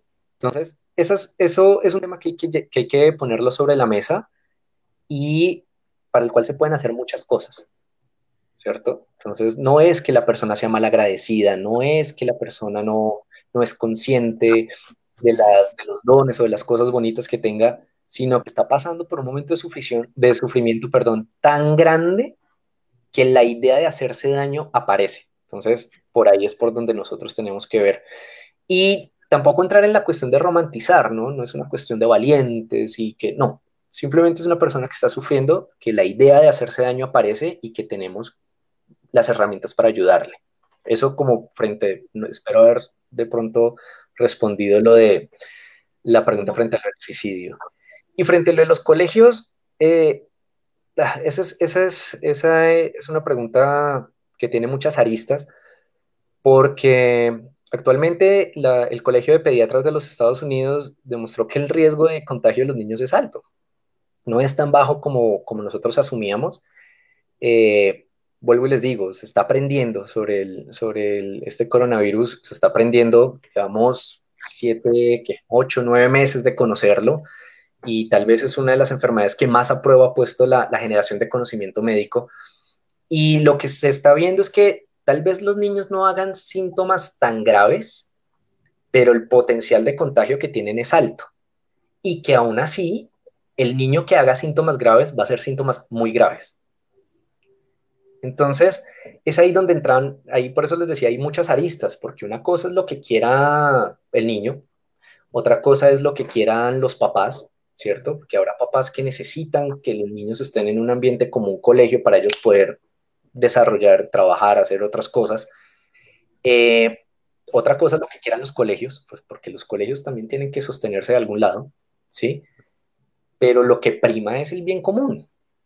Y si yo tengo la posibilidad de que los niños me aumenten el contagio y de que los niños me hagan un cuadro muy severo, pues yo tengo que empezar a coger eso con pinzas. Por eso, digamos que recapitulo con lo que decía al comienzo. Un niño que deje de ir un año al colegio no le va a pasar nada. Y mucho menos en Colombia, donde los tienen estudiando desde los 3 años para a los 16 decirle, oiga, decida qué va a hacer con su vida. Entonces, yo creo que debemos tomar aire un poco en frente a eso. Yo sé que no es fácil no decirle a un papá, yo sé que usted está invirtiendo en el futuro de su hijo y dejarlo de que no estudie, que no haga tercero, que no haga cuarto, quinto, no lo va a hacer bruto, no va a perder el ritmo que llevaba, pero también hay que ver que hay familias que no tienen cómo quedarse cuidando a los niños y que dependen de ese tiempo en el que el niño está en el colegio para hacer otras actividades. Entonces yo pienso que por ahí es por donde tenemos que priorizar, no tanto si abrir los colegios, que los niños vuelvan a estudiar, sino buscar espacios en los cuales colectivamente podamos los unos cuidar de los hijos de otros, porque aquí les voy a plantear un poquito el ejemplo de lo que se ha venido haciendo en Sao Paulo. Esa discusión está, se abrieron, se les dio la opción a algunos colegios de que iniciaran cursos de refuerzo de materias, con todo, eso sí, con todas las medidas de bioseguridad, un número muy pequeño de niños por salón, alcohol glicerinado por todo lado, lavando y desinfectando todo el tiempo. Y los colegios les tocó cerrar porque ningún papá mandó a los niños. Entonces, lo que sí se ha visto que ha sido muy exitoso acá es las, eh, los movimientos, por decirlo así, o las acciones colectivas en los barrios se han organizado para que todos los días los niños sean cuidados por ciertas personas para que esas mamás y esos papás después puedan ir a trabajar o ir a hacer otras labores. Entonces, al final, lo que nos va a ayudar y lo que nos va a salvar es la solidaridad colectiva. En las comunidades más pequeñas es donde nosotros podemos empezar a ver cómo colaborarnos, porque es muy riesgoso todavía abrir un colegio y sobre todo, por ejemplo, colegios públicos donde son 40 niños por salón, donde son 7 grados, son 7 salones por grado, va a ser complejo, además porque el colegio los niños van a interactuar. Entonces yo meter a un niño, a mandarlo al colegio para que no hable con los compañeritos, para que coma solo en el recreo, pues no estoy haciendo nada, porque el colegio es precisamente para que el niño vaya, pelee, grite, se enamore, solucione problemas, haga trampa y lo cojan. Es para eso. Sí. En efecto, en efecto, en efecto. Mire, doctor, llevamos 1 hora 10 minutos. Hay muchas preguntas, muchas felicitaciones. Giancarlo, por ejemplo, Goyes Burbano dice, una de las secuelas es creernos ciclistas, jajaja, yo creo, bueno, aportan sus comentarios, por supuesto. Pero mire, doctor, es un conversatorio relajado, como le hemos dicho. Doctor Rafael, si usted tiene algo que hacer, antes de la entrevista no hablamos de tiempos, pues por lo general nosotros tratamos de hacer entre 30 minutos, 40 minutos, pero si a su bien está continuar, no tenemos problema. No, yo no tengo problema. Bueno, perfecto. Entonces sí, porque está bien. Entonces, bueno, Giancarlo habla el tema del ciclismo, eso sí, bueno, pero es que eso creo que por lo que puede entrar un poco la norma, ¿no? El único deporte que medio se ha permitido. No, pero igual digamos que es algo que a mí me parece bonito, es que este espacio le ha dado a la gente para encontrarse de otras maneras, ¿no? Lo que pues, por ahí como que llaman reinventarse, pero más que reinventarse es encontrarse en otros espacios, ¿no? Muchas personas han retomado espacios que habían dejado abandonados pues porque la rutina tiende a ser muy pesada. Y ahí cuando digo eso es reencontrar amistades, reencontrar lazos familiares, reencontrar habilidades que habían dejado a un lado. Y eso es importantísimo, vuelvo y les digo, sacándolo del concepto de productividad, ¿sí? Es muy bonito cuando la persona se da cuenta que, hombre, que ya no se le quema un arroz, ¿sí? Pero no por eso entonces tiene que empezar a vender arroz a domicilio, porque si no, entonces no le sacó el jugo y no, sí, es bonito que dice, hombre, ya una guapanela bien, ya no me queda insípida, chévere. O como dice Giancarlo, oiga, bien, sabroso que la bicicleta, ya no me canso tanto, ya doy más tiempo, estoy bajando de peso, qué bueno. Esas cosas es bueno que la persona se encuentre en otros espacios, ¿sí? Estamos en un periodo tan angustiante que en vez de meterle angustia tenemos que encontrar cosas que nos la resten. Y hay personas que el deporte le resta la angustia, magnífico. Hay personas que escribir se la resta, magnífico. Hay personas que devorarse una serie en un día le quita la angustia, magnífico, ¿sí? Solo cada uno puede encontrar en qué espacio puede restarse la ansiedad. No podemos entrar entonces en ese parámetro, entonces que todo el mundo está haciendo eso, entonces yo también lo tengo que hacer porque si no lo hago, si uno se empieza a quitar el concepto de productividad y de que las cosas se tienen que hacer, pues empieza a disfrutar un poco de reencontrarse en otros espacios. Fenomenal. Bueno, Dianita, tratemos de leer, ¿no? Porque yo sé que usted está con muchas interrogantes, o más que interrogantes, es como tratar de aportar, porque en realidad con el doctor Benavides uno recibe, es que no sé, aparte de su experiencia, por supuesto, todo, es como una enseñanza de vida, ¿no? O sea, como, sin consejos, bueno, no sé qué se puede, pero que nos está ayudando mucho, por supuesto. Bueno, Molly Mateus, saludos y mi admiración para el doctor Rafael Benavides desde Bogotá. ¿Qué piensa de los suicidios, de los que hablan en las noticias? Bueno, ya lo habíamos tocado, de la reactivación. Ay, espéreme que se me perdió esto, excúsenme. ¿Qué opina de la teleconsulta? Bueno, no sé, bueno, Bueno, de pronto con lo de las teleconsultas, al menos en mi campo, en psiquiatría, son una herramienta que ayuda mucho. Sí, yo igual sigo siendo muy fanático de la consulta cara a cara, porque hay cosas que a través de una pantalla no se pueden transmitir, tanto del paciente hacia el médico y del médico al paciente, pero la teleconsulta es una ayuda que está ahí y que debe quedarse y que debe utilizarse porque, es decir, la consulta psiquiátrica no es, a veces la psiquiátrica y psicológica, la psicoterapia específicamente, no, a veces no se le da el puesto que es y se cree que es ir a contarle los problemas a un desconocido, entonces yo para qué voy. O una persona que no me conoce, ¿cómo me va a decir yo qué tengo que hacer? ¿Sí? Entonces, no va por ahí la cuestión. El espacio psicoterapéutico, la consulta con el psiquiatra, la consulta con el psicólogo, lo que busca es precisamente dar una, una propuesta estructurada de cómo encontrar las soluciones a mis problemas, ¿sí? El psiquiatra o la psicóloga o la psiquiatra o el psicólogo no van a darte consejos, porque para los consejos ya están los papás, los amigos, ¿sí?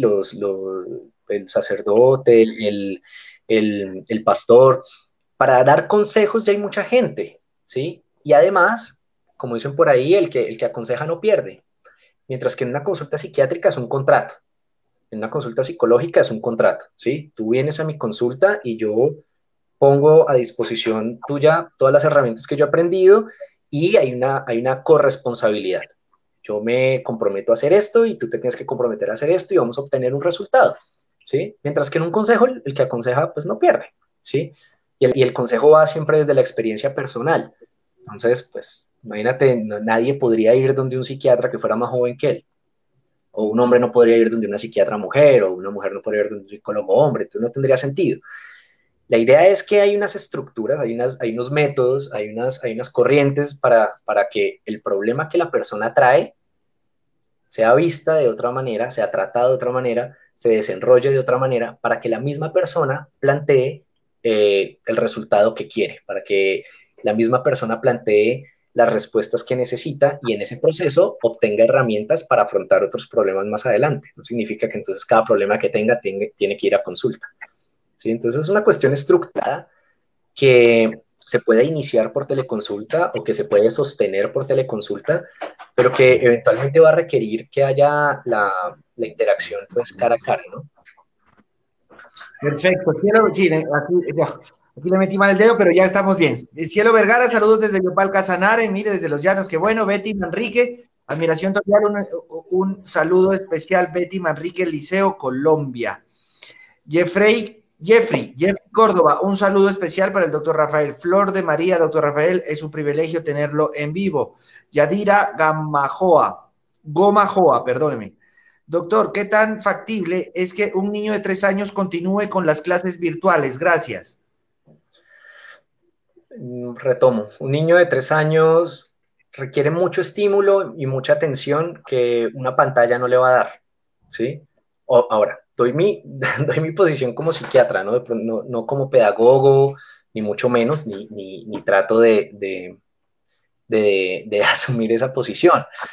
Pero es evidente que un niño de 3 años, si se va a seguir dentro de un proceso de aprendizaje, toca adaptarlo al hecho de que está en la casa, ¿sí?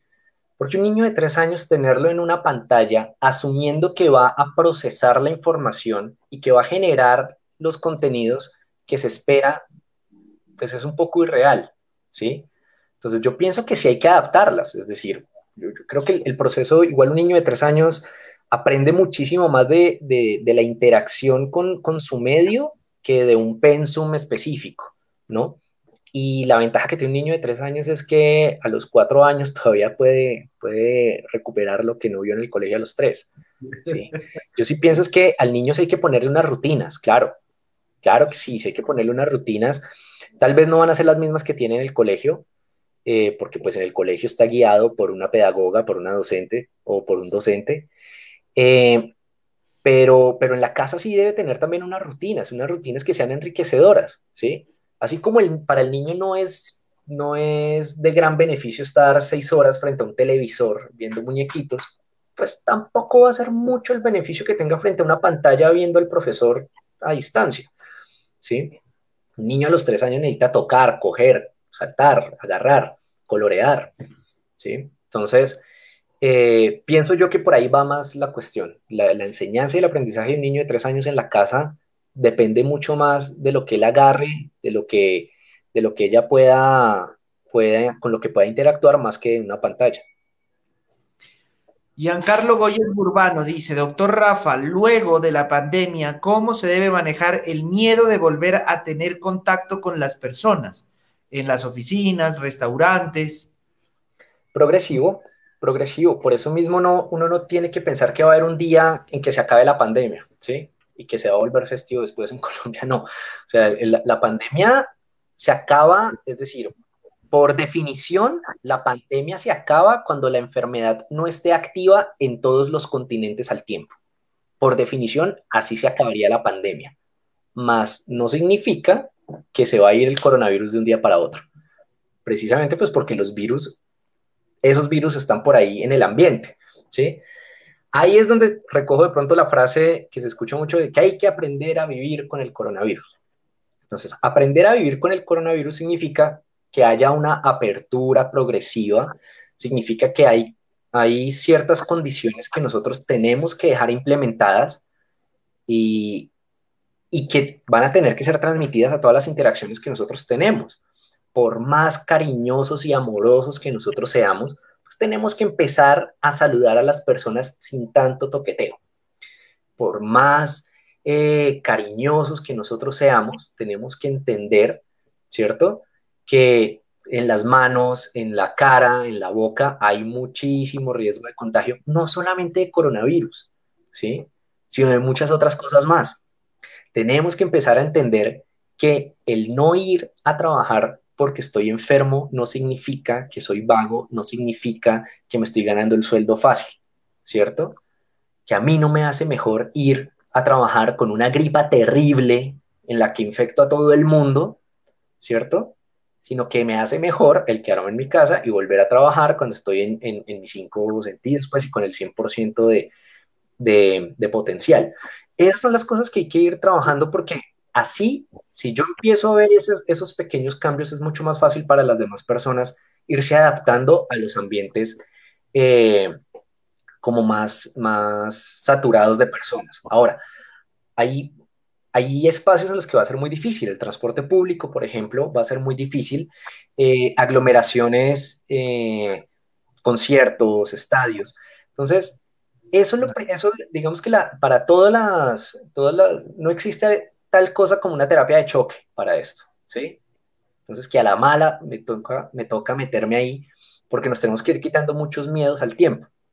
El primero es entender que se espera que la letalidad y la transmisibilidad del virus disminuya. Se espera. ¿Cuánto? Unos 2 años, unos 3 años, no sabemos porque estamos conociendo el virus.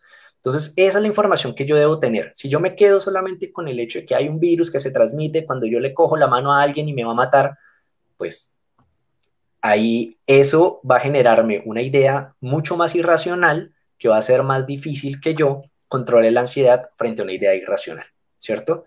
Entre más información adecuada yo tengo, más fácil es para mí quitarme las ansiedades que yo vaya a tener, ¿sí? Si yo sé que estoy en un lugar bien ventilado, con personas que están que están al menos a 1,5 metros de mí y con las cuales voy a tener contacto con las manos higienizadas, pues la ansiedad va disminuyendo porque yo sé que son en las manos, que el tener la cara cubierta, que el que haya ventilación, disminuye el riesgo del virus, ¿sí? Pero si yo estoy esperando que no haya virus para que todo sea normal, pues la ansiedad siempre va a estar ahí porque eso no va a pasar. Entonces, lo primero Difícil. es entender que esto es progresivo, ¿sí? Que es progresivo, que es progresivo, que la idea no es que nunca me dé, sino que si me da, me dé de la forma más leve y sin transmitírselo a otras personas. Y dos, volvemos a la cuestión, una conciencia en la cual hay que hacer muchos cambios desde lo laboral, desde lo social y desde lo personal. ¿Sí? Es increíble que hay muchas personas a las cuales tocaba decirles que sí, cuando coges el tubo del bus, lo mejor es que te higienices las manos porque tienes las manos llenas de microbios, de bichos, de virus. Entonces, hay personas a las que tocó decirles eso, pero también entender que nosotros no podemos exigirle un nivel de higienización a todo el mundo igual cuando todavía tenemos personas que no tienen acceso a agua potable, ¿sí? Cuando tenemos personas que no tienen una vivienda digna, cuando tenemos personas que todavía viven en casas con, con suelo de tierra, pues. Entonces, hacia allá es hacia donde tenemos que ir un poco, que todo esto nos mueva es un poco hacia eso, entender y darnos cuenta que es en esa supuesta democracia del virus que a todo el mundo lo afecta igual, darnos cuenta que no, que las desigualdades frente a las que nos han expuesto nos competen a todos, y ahí es donde la compasión de la que hablábamos ahorita se debe ver reflejada, ¿sí? Más que en el hecho de, no, yo me quedo en casa para no contagiar a nadie, es, oiga, ¿cómo voy a hacer yo para que más personas puedan quedarse en casa? ¿Sí? Oiga, ¿qué puedo hacer yo desde lo poco o hasta lo mucho para que todas las personas puedan tener el nivel de defensas que tengo yo? Porque yo como 3 veces al día y como frutica y como variadito y demás, y no al que le tocó comer lo que pudo comer. Entonces, todo eso va a ayudar muchísimo en este periodo de pospandemia que toca instaurarlo ya, toca instaurarlo, ¿sí? Ya es el momento en el cual nosotros tenemos que empezar a abrirnos a la posibilidad de salir a un mundo donde hay un virus allá afuera, ¿sí? No vamos a volver a tener ese mundo, entre comillas, que teníamos en noviembre del año pasado, donde no había ningún virus y donde yo podía hacer cualquier cosa, no. No por el coronavirus, sino porque es que el coronavirus nos está diciendo, hey papá, estamos haciendo muchísimas cosas que no son higiénicas, ¿sí? Estamos criando animales de maneras que no deberían criarse y que nos están haciendo más susceptibles a generar nuevas enfermedades. Hey, estamos hacinando personas a la mala. Hey, tenemos sistemas de transporte terribles donde la gente quiera o no quiera igual se va a contagiar, si no de coronavirus, de otra vaina. Entonces, parte de que nosotros salgamos ahorita y no nos dé miedo estar reunidos con otras personas es influir en que todo aquello que hizo que la pandemia fuera lo que fue, se reduzca. Y para llegar a esa tan anhelada igualdad, a veces se parte de la igualdad, creemos que la igualdad es el fin, ¿no? O es el inicio, como incluso la norma pone, nosotros los seres humanos somos iguales. No, no. Para entender esa igualdad tenemos que entender lo que, como lo dice el doctor, entender que hay desigualdad, que hay diferencias. Cuando nosotros entendemos que esto es de diferencias, que esto es desigual, aquí nadie es igual, empezamos a entender ya un poco más toda esa igualdad. Bueno, mire, aquí hay otra pregunta muy interesante. Molly Mateus dice, antes era fácil separar los problemas del trabajo de la casa, pero ahora es muy difícil. ¿Cómo aprender a separar los dos espacios si manejamos los dos y más en una sola parte? Eso, digamos que lastimosamente la mezcla de lo que llaman el trabajo en casa o el home office, pues como lo llamen, igual nos obliga a que generemos en la casa, en el apartamento, en donde estemos, un espacio donde solamente trabajemos, de ser posible, ¿sí? Y que ojalá no sea el cuarto. Si es posible, ojalá no sea el cuarto. Y ahí es donde entramos otra vez en el terreno de desigualdades. Hay personas que podrán tener un estudio y se podrán dar ese lujo en la casa. Hay personas que tienen la cocina en el cuarto. Entonces, lo importante es poner límites. Entonces, si es necesario que yo me meta en un cuarto específico a trabajar o que si yo puedo darme el lujo de tener un computador específico para lo que es trabajo y apenas yo vea que son las 7 de la noche, que es mi hora normal de acabar ese de ahí, apago el computador, apago el celular y me dedico a lo mío, si puedo hacer eso, hacerlo. Yo necesito generar un espacio de trabajo que sea de trabajo, o si no, como dice Molly, se va y me va permeando la sombra del trabajo todo, ¿sí? Y entonces ya no puedo ir a almorzar como quiero o cocinar lo que yo quiero porque ya estoy pensando en el trabajo, o ya no me puedo meter al cuarto porque está lleno de papeles del trabajo, porque el tablero que tenía ahí lo llené de cosas del trabajo. Entonces, esa es como la trampita que tiene el trabajar en casa, ¿sí? Obviamente trabajar en casa te da la oportunidad de que tú optimices el tiempo en lo que quieras, lo puedas utilizar como tú consideres, no te tengas que desplazar, te ahorras en Bogotá, por ejemplo, que son trayectos de 1 hora, hora y media. Obviamente tiene cosas muy, muy, muy buenas, pero si no hay un respeto del tiempo del trabajador en su casa, pues se va a volver contraproducente porque entonces ya no vas a tener trabajo en tu casa, sino que vas a estar viviendo en tu oficina. Y es terrible porque tu casa sirve para muchas otras cosas. Tu casa es tu lugar donde eres pareja, tu casa es el lugar donde eres papá, donde eres mamá, es el lugar donde te reúnes con tus amigos, es el lugar donde ves fútbol, es el lugar donde cocinas, donde pusiste tu bicicleta estática. Tu casa es tu espacio seguro y es tu espacio donde vas y te quejas de tu jefe y es donde vas y te quejas de tu compañero de trabajo y es donde vas y te quejas de tu trabajo y si ahora se vuelve también tu trabajo, entonces no, te quedas sin eso, te arrebatan esa parte tuya, ¿sí? Entonces, eso hay que dejarlo muy claro en los contratos y cuando digo contrato no estoy hablando de lo legal, sino en lo que se pacte con el jefe o en lo que se pacte con uno mismo, si uno es el mismo jefe, pues, o si todo su centro de trabajo da para hacerlo virtual o da para hacerlo desde la casa, y es pactar que debe haber unos horarios realistas conmigo mismo, decirme, oiga, Rafael, voy a trabajar de 10 de la mañana, porque yo sé que a mí no me gusta madrugar, entonces ¿para qué me voy a poner a hacerlo a las 7 de la mañana? Entonces, 10 de la mañana, voy a dar tanto tiempo de almuerzo y a tal hora cierro el computador o el celular o lo que sea, y de ahí en adelante no más trabajo, ¿sí? Eso toca pactarse con uno mismo y toca pactarlo también con el jefe.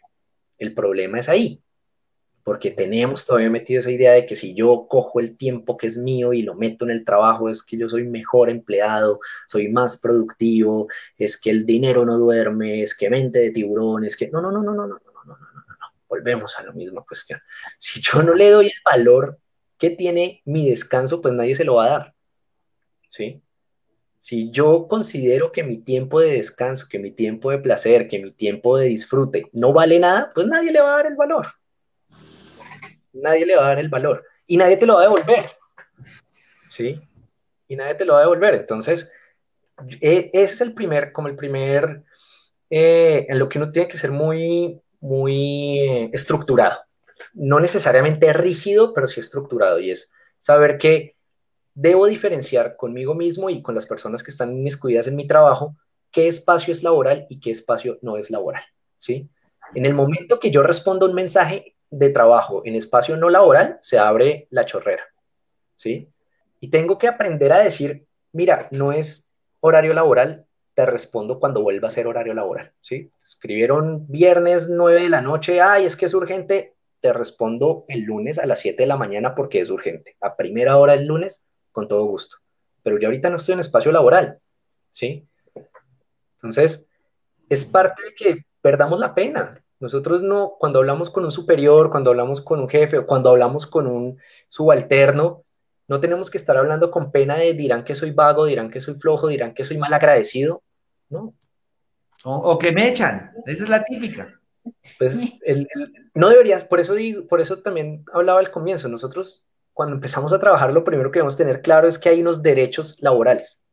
Sí, Y ya. exacto. Y con esos derechos laborales, ahí sí como la Biblia bajo el brazo, es que yo puedo estructurar el resto de cosas. Si mi trabajo no está amparado por derechos laborales, como los muchachos repartidores ahorita en todo lado, tanto en Brasil como en Colombia es exactamente la misma, rap y bueno, el que sea, ¿sí? Eh, hombre, si yo no tengo una protección laboral, pues claramente esos límites no se van a dar. ¿Sí? Y le pondrán el nombre que quieras, ponerse la camiseta, lo que quieras, pero es simplemente explotación.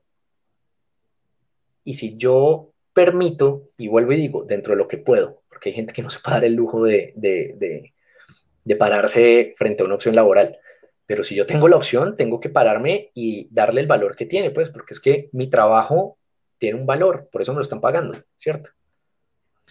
Clarísimo. Vea, sigamos a los televidentes que salte, es porque ya el doctor ha contestado y sencillamente después ustedes saben que este video queda y lo pueden repetir para ir avanzando porque ya llevamos hora 34 minutos y le volvemos a agradecer nuevamente al doctor Benavides. Mire, Rosita Gomajoa dice, doctor, ¿qué tan malo o bueno es estar escuchando las noticias de los reportes de la enfermedad del COVID? Estar informado es necesario, pero sobreinformarse no mejora en nada. Entonces, yo lo que yo les recomiendo es elegir un canal de comunicación, generalmente el más oficial posible, ¿cierto? Y quedarse con ese canal de comunicación.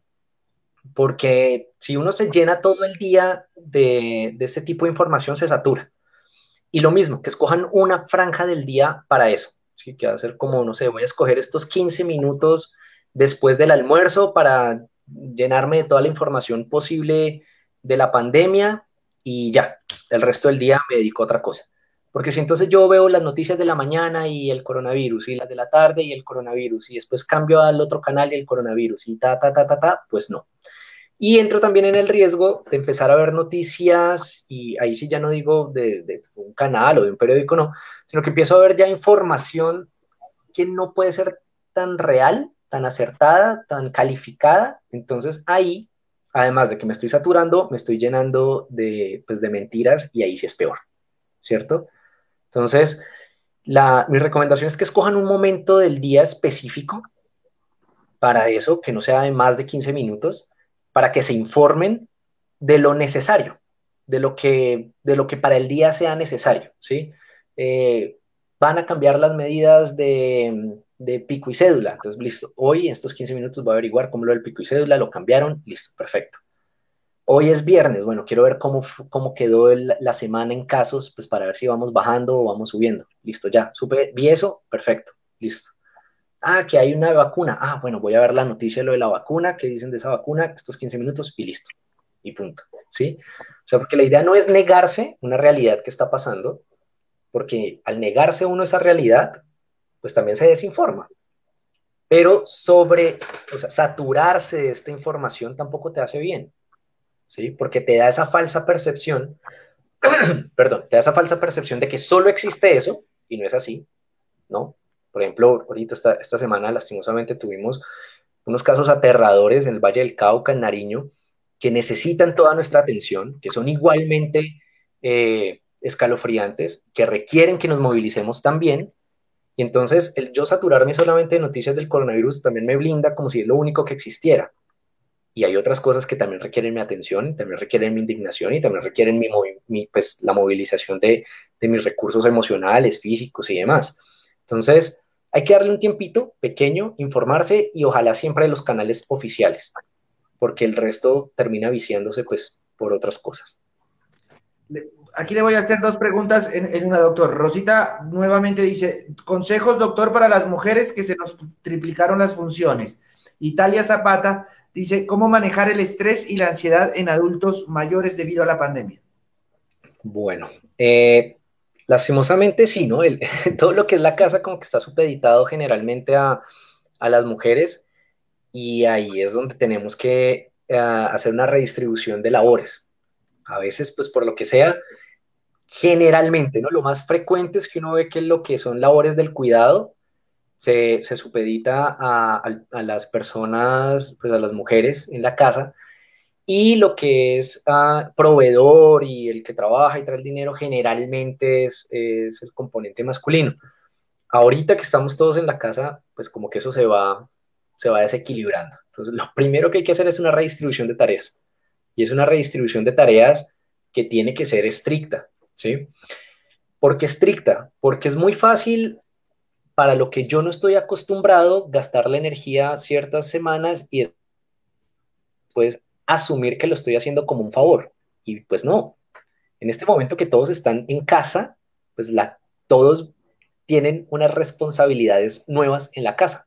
Punto. ¿Sí? Yo sé que, bueno, decirlo para mí es fácil, pero cada casa tiene una dinámica distinta. Pero dentro de esa dinámica tienen que encajar todos. Por eso al comienzo decía que a los niños hay que hacerlos parte de esa dinámica y no simplemente ahí como adornos que están mientras los papás hacen y deshacen, ¿sí? Por eso es que a veces el niño en la casa se ve como tan problemático, porque como que se sale de la rutina que ya habíamos instaurado en la casa. Entonces la dinámica debe variar, claro. Ya no puede ser que no puedo estar pendiente de los niños en la mañana porque los niños no estaban, no, ahora ya van a estar. Y tal vez no lleguen tan cansados del colegio y tal vez no coman tan bien como comían en el colegio, porque pues, hay familias donde el niño come bien gracias a que en el colegio dan comida. Entonces, lo primero que tenemos que empezar a ver es que todos hacen parte igual de la casa y que de acuerdo a sus capacidades, ¿sí? Yo no voy a poner al niño, pues, por ejemplo, a lavar los baños, pero si el niño ya está grandecito y puede lavar los baños, pues va a tener que empezar a ayudar a lavar los baños. Y digo ayudar como por ponerle un nombre, pero son las obligaciones que todos tenemos que empezar a manejar dentro de la misma dinámica, ¿no? Si yo sigo dejando la cuestión de que la casa solamente la conoce mi mamá, o solo la conoce mi esposa, o solo la conoce mi tía, o solo la... No, pues me toca a mí aprender a conocerla también, ¿sí? Entonces, tal vez suena un poco reduccionista, pero es lo principal y es que tenemos que ver la casa como un espacio de todos. Por eso yo insistía en que tiene que ser un espacio seguro. Y si es un espacio seguro, pues yo no puedo tener más trabajo cuando están todos en la casa. Debería ser lo contrario, ¿sí? Porque es la casa de todos. Y que es que no, es que yo nunca supe cómo se hacen. Pues aprende, para eso hay bastante tiempo. ¿Sí? Lo principal es eso, entender que es que no le están haciendo un favor a la mamá aliviándole las tareas de la casa o le estoy haciendo el favor a mi esposa de ayudarle con la cocina. No, nada, pues estoy asumiendo una nueva dinámica, como cuando el empleado llega al trabajo y le dicen, oiga, mijo, ahora necesito que me ayude allá en contabilidad. ¿Sabe? Sí. Si no sabe, pues chao, busco otro. Entonces en la casa va a tocar igual. Y lo de los Y adultos con lo mayores, de... Señor. lo de los adultos mayores. Hmm, lo de los adultos mayores, lo primero que yo podría decir es no caer en la infantilización un poco, ¿no? Porque tenemos como esa imagen de que el adulto mayor, de que el viejito crece y se vuelve otra vez un niño, es un niño con arrugas y no, todo lo contrario, ¿sí? Los adultos mayores son personas que tienen derechos, que tienen la capacidad de exigir, que tienen experiencia, que tienen habilidades. Entonces, no podemos entrar en la infantilización y decir, no, es que por su bien tiene que hacer lo que yo le diga. No podemos entrar en eso, porque son personas que tienen sus rutinas, que tienen sus gustos, que tienen sus mañas, que tienen todo. Pues son personas comunes y corrientes, solamente que pueden llegar a tener un riesgo de salud un poco más alto que el resto de personas, pero no más. Entonces, lo primero es yo reconocer al adulto mayor como lo que es, una persona que tiene experiencia, una persona que ha vivido, una persona que tiene deseos, que tiene derechos y que tiene deberes. Si yo lo empiezo a tratar como un bebecito que no sabe lo que dice y que tiene que hacerme caso, pues eso le va a generar la ansiedad a ambos y van a entrar ahí en una lucha que no es. Lo otro es empezar Eso, a... mi primo. Usted Señor. tiene, usted tiene toda la razón, eso le pasa a mi primo, oiga. No le doy el nombre por seguridad, como dice Barragí, pero vea, eso sí sucede socialmente en donde uno va. Ah, no, es que mi mamá, es que mi abuelito, es que ya está tan viejito que él debe hacer lo que yo le diga. Y eso lo he escuchado hasta de especialistas, de expertos. Es Claro. casi que la primera vez que escucho, doctor, y muchas gracias nuevamente por sus palabras, que a uno le dicen no infantilice es más, se van a angustiar los dos si usted va a imponerle algo y él también a tratar de aceptar lo Exacto. que usted dice, por supuesto, Y es muy bueno. lo va a limitar y después Claro. si va a ser, al estar limitado, no venga que yo ya le doy la comida, no que venga, entonces pues se Mm. va a utilizar el mismo y después va a ser un problema para nosotros, pero por culpa Además que nuestra. también en muchos momentos se invade el espacio que ya era de ellos, ¿no? Entonces, pues como ahora muchos están en la casa y el abuelo generalmente estaba en la casa de él, entonces ahora todo el mundo le está invadiendo el espacio al abuelo y entonces como el abuelo no sale, no grita, no pelea, entonces se asume que él está cómodo con eso y tampoco, ¿sí? Entonces, eso por un lado. Lo otro es que a veces la ansiedad del adulto mayor es más la ansiedad del cuidador del adulto mayor, ¿no? Y es esa ansiedad no quiero que se me enferme, no quiero que se me muera. Y ahí pues volvemos a dos cosas. Generalmente los adultos mayores son conscientes de que la vida no es eterna, y ser consciente de eso no significa que se quieran morir, no significa que estén deprimidos, no significa nada, significa que, pues, así como tú a los 15 años veías a alguien de 30 y decías, uy, ese como está de cucho, pues tú a los 80 años entiendes un poquito más que, pues, que la vida no es eterna. Tú a los 80 años entiendes más cuál es tu papel en una familia, cuál es tu papel en la sociedad, entiendes más que hay discusiones que vale la pena dar, que hay discusiones que no vale la pena dar, le das mayor valor a otras cosas. Entonces, a veces la ansiedad que decimos que tiene, es que papá está angustiado porque se va a morir, generalmente es la de uno, ¿sí? Porque uno como que no quiere que ellos se enfermen, no quieren que ellos les pase algo, y entra uno en una sobreprotección que no es sana tampoco, ¿sí? Que no es sana tampoco. Este es un espacio que nos ha puesto y nos confronta pues, con la futilidad de la vida, y en la cual tenemos que empezar a hablar de eso, ¿sí? Sin que eso signifique, nosotros tenemos un pensamiento mágico muy cargado, y creemos que cuando decimos algo lo estamos invocando, y no necesariamente. O sea, hay que hablar. Bueno, papá, si pasara algo, usted quiere que lo intuben, que no lo intuben, que lo reanimen, que no lo reanimen. Pensarlo yo, no porque yo esté joven, entonces a mí no me va a pasar, no, oiga, yo desearía que me intubaran, que no me intubaran, que me reanimaran, ¿qué desearía yo? ¿Sí? Papá, ¿usted qué piensa de esto? Si toca, eso toca empezar a hablarlo, ¿sí?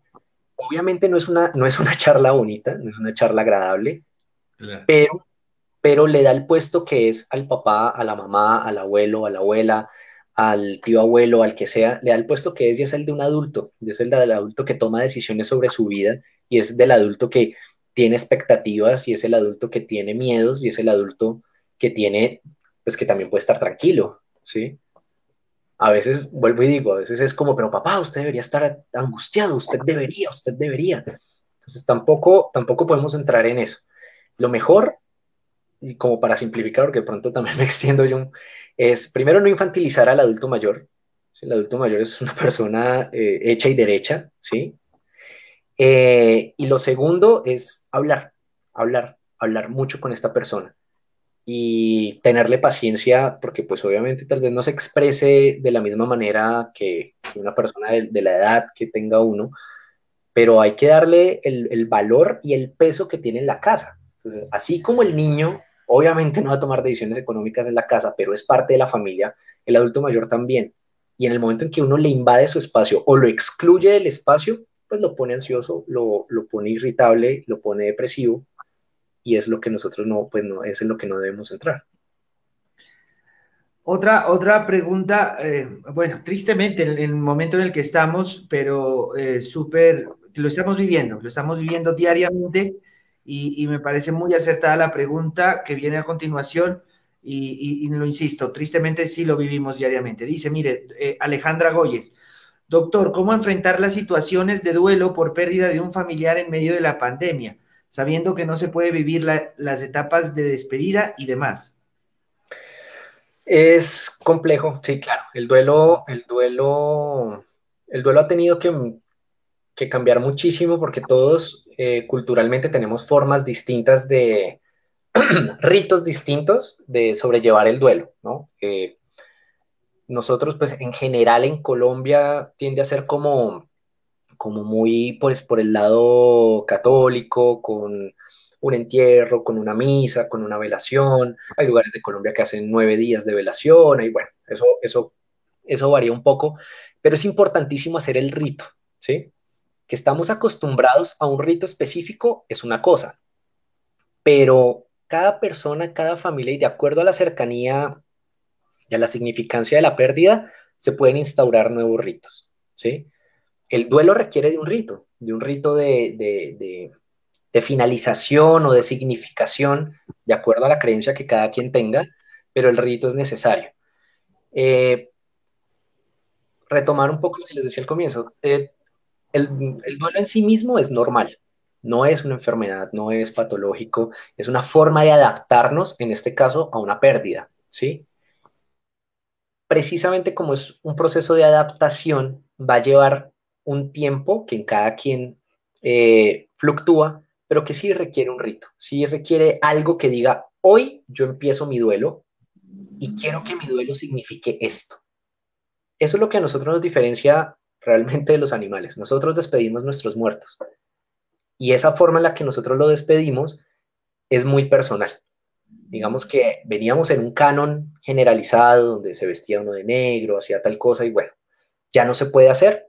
Entonces también es un espacio donde nos podemos reencontrar con los ritos que vamos a utilizar a cada núcleo, en cada núcleo, si son los amigos que están despidiéndose, si es la familia que está despidiéndose.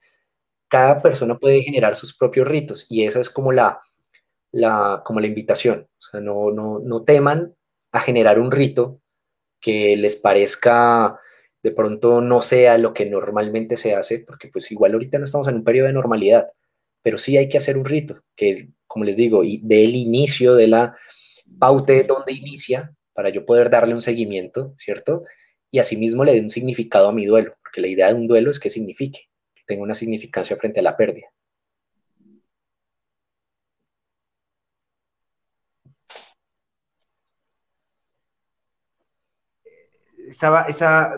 Desactivado el micrófono, excúsenme. Afortunadamente las preguntas han terminado. Hay muchas felicitaciones, muchos agradecimientos, doctor, en realidad por sus aportes. Mire, hora y 50 minutos. Y Dianita, yo sé que nos quedamos también con otros temas que debemos volverlo a invitar al doctor más adelante, por supuesto, pero creo que quedamos netamente agradecidos y aparte como con un que podemos empezar a ver distinto todo este tema de la pandemia para bien, por supuesto, ¿no? Bueno, no, me alegra haber podido ser de ayuda. No, muchísimas gracias. Como dice Emilio, quedó pendiente cómo maneja usted la parte de la psiquiatría con su maestría en medicina alternativa, porque muchas veces el estrés lo lleva a tener dolor de cabeza o se angustia. Entonces, muchas personas están utilizando la acupuntura y sé que usted pues es especialista en eso. Entonces, tenemos eso pendiente, pero eso es en otro programa. Bueno, pero claro. podemos dejar una abrebocas al respecto porque es interesante también la pregunta de Dianita como para cerrar, pero dejemos ese abrebocas, dejemos en punta para la próxima, Ok. doctor. No, digamos que lo principal es tener en cuenta que cuando se habla de acupuntura, se habla de todo una organización en cuanto a la forma en la que se ve el proceso de enfermarse y de curarse, que es la medicina tradicional china, ¿sí? La medicina tradicional china tiene una forma de ver la enfermedad, una forma de ver el cuerpo, cómo funciona, de entender cómo sanar y que va más allá solamente de un cuerpo enfermo y de un medicamento, sino que pues influye también en la forma en la que se come, en la forma en la que se convive, en la forma en la que se duerme. Entonces, tiene muchísimas cosas, no es tanto así como yo traer una enfermedad del sistema médico occidental, una hipertensión arterial, por dar un nombre, y trasladarlo a la acupuntura a ver cómo la mejoro. ¿Sí me hago entender? Digamos que el proceso que nosotros, los médicos occidentales, llamaríamos hipertensión arterial, se manifiesta de otras maneras, viéndolo desde la perspectiva de la medicina tradicional china y asimismo se manejaría de otras formas. No significa que una sea mejor que la otra, no significa que una diga y que la otra no diga, no, son formas de entender la salud, son formas de entender la enfermedad que requieren un entrenamiento, que requieren, o sea, no, que requieren pues una formación. La idea es que frente a estos diagnósticos, ya hablando específicamente de la salud mental, se puedan ofrecer otras alternativas, ¿sí? Entonces no es tanto como en vez de tomarme esta pastilla para la ansiedad, voy a ponerme esta agujita, no es tanto así, porque esa ansiedad puede requerir una combinación específica de agujas distinta a la ansiedad de otra persona. Entonces, no es, digamos, como tan generalizable que sí ayuda muchísimo. O sea, sí que hay unos puntos que uno puede ver que se repiten como en las ansiedades y que con un buen acupunturista y que asistiendo continuamente a acupuntura, te van a ayudar a controlar la ansiedad, ya sea en su totalidad, si era una ansiedad básica o si ya es un trastorno muy grave, al menos te ayuda a que de pronto el manejo que venías haciendo con medicación psiquiátrica requiera menos dosis o requiera menos combinaciones de medicamentos. Entonces es un poco aunar herramientas, aunar conocimientos, más que reemplazar, ¿no? Porque igual, pues, es decir, la tarea de un médico y en este caso de un psiquiatra siempre es buscar todas las cosas que puedan mejorarle el bienestar al paciente, desde ayudarle a conseguir un trabajo, desde tratar también a la pareja, hasta reemplazar un medicamento por una serie de agujas. Doctor Rafael Benavides Helvis, ¿no? Muchísimas Sí, gracias. Volvemos con bueno, a seguro. ustedes por la invitación, muchísimas gracias. Ya lo que yo Ahora, les pueda colaborar con todo gusto. gracias, doctor. Al final usted entra y mira todos los comentarios que no leí, por supuesto, agradecimientos y que sí, que hay que volverlo a invitar y que por favor, Bueno. doctor, tenemos que volver más pronto que tarde porque en realidad nos ayuda muchísimo. No, con todo gusto. Muchísimas gracias por la invitación.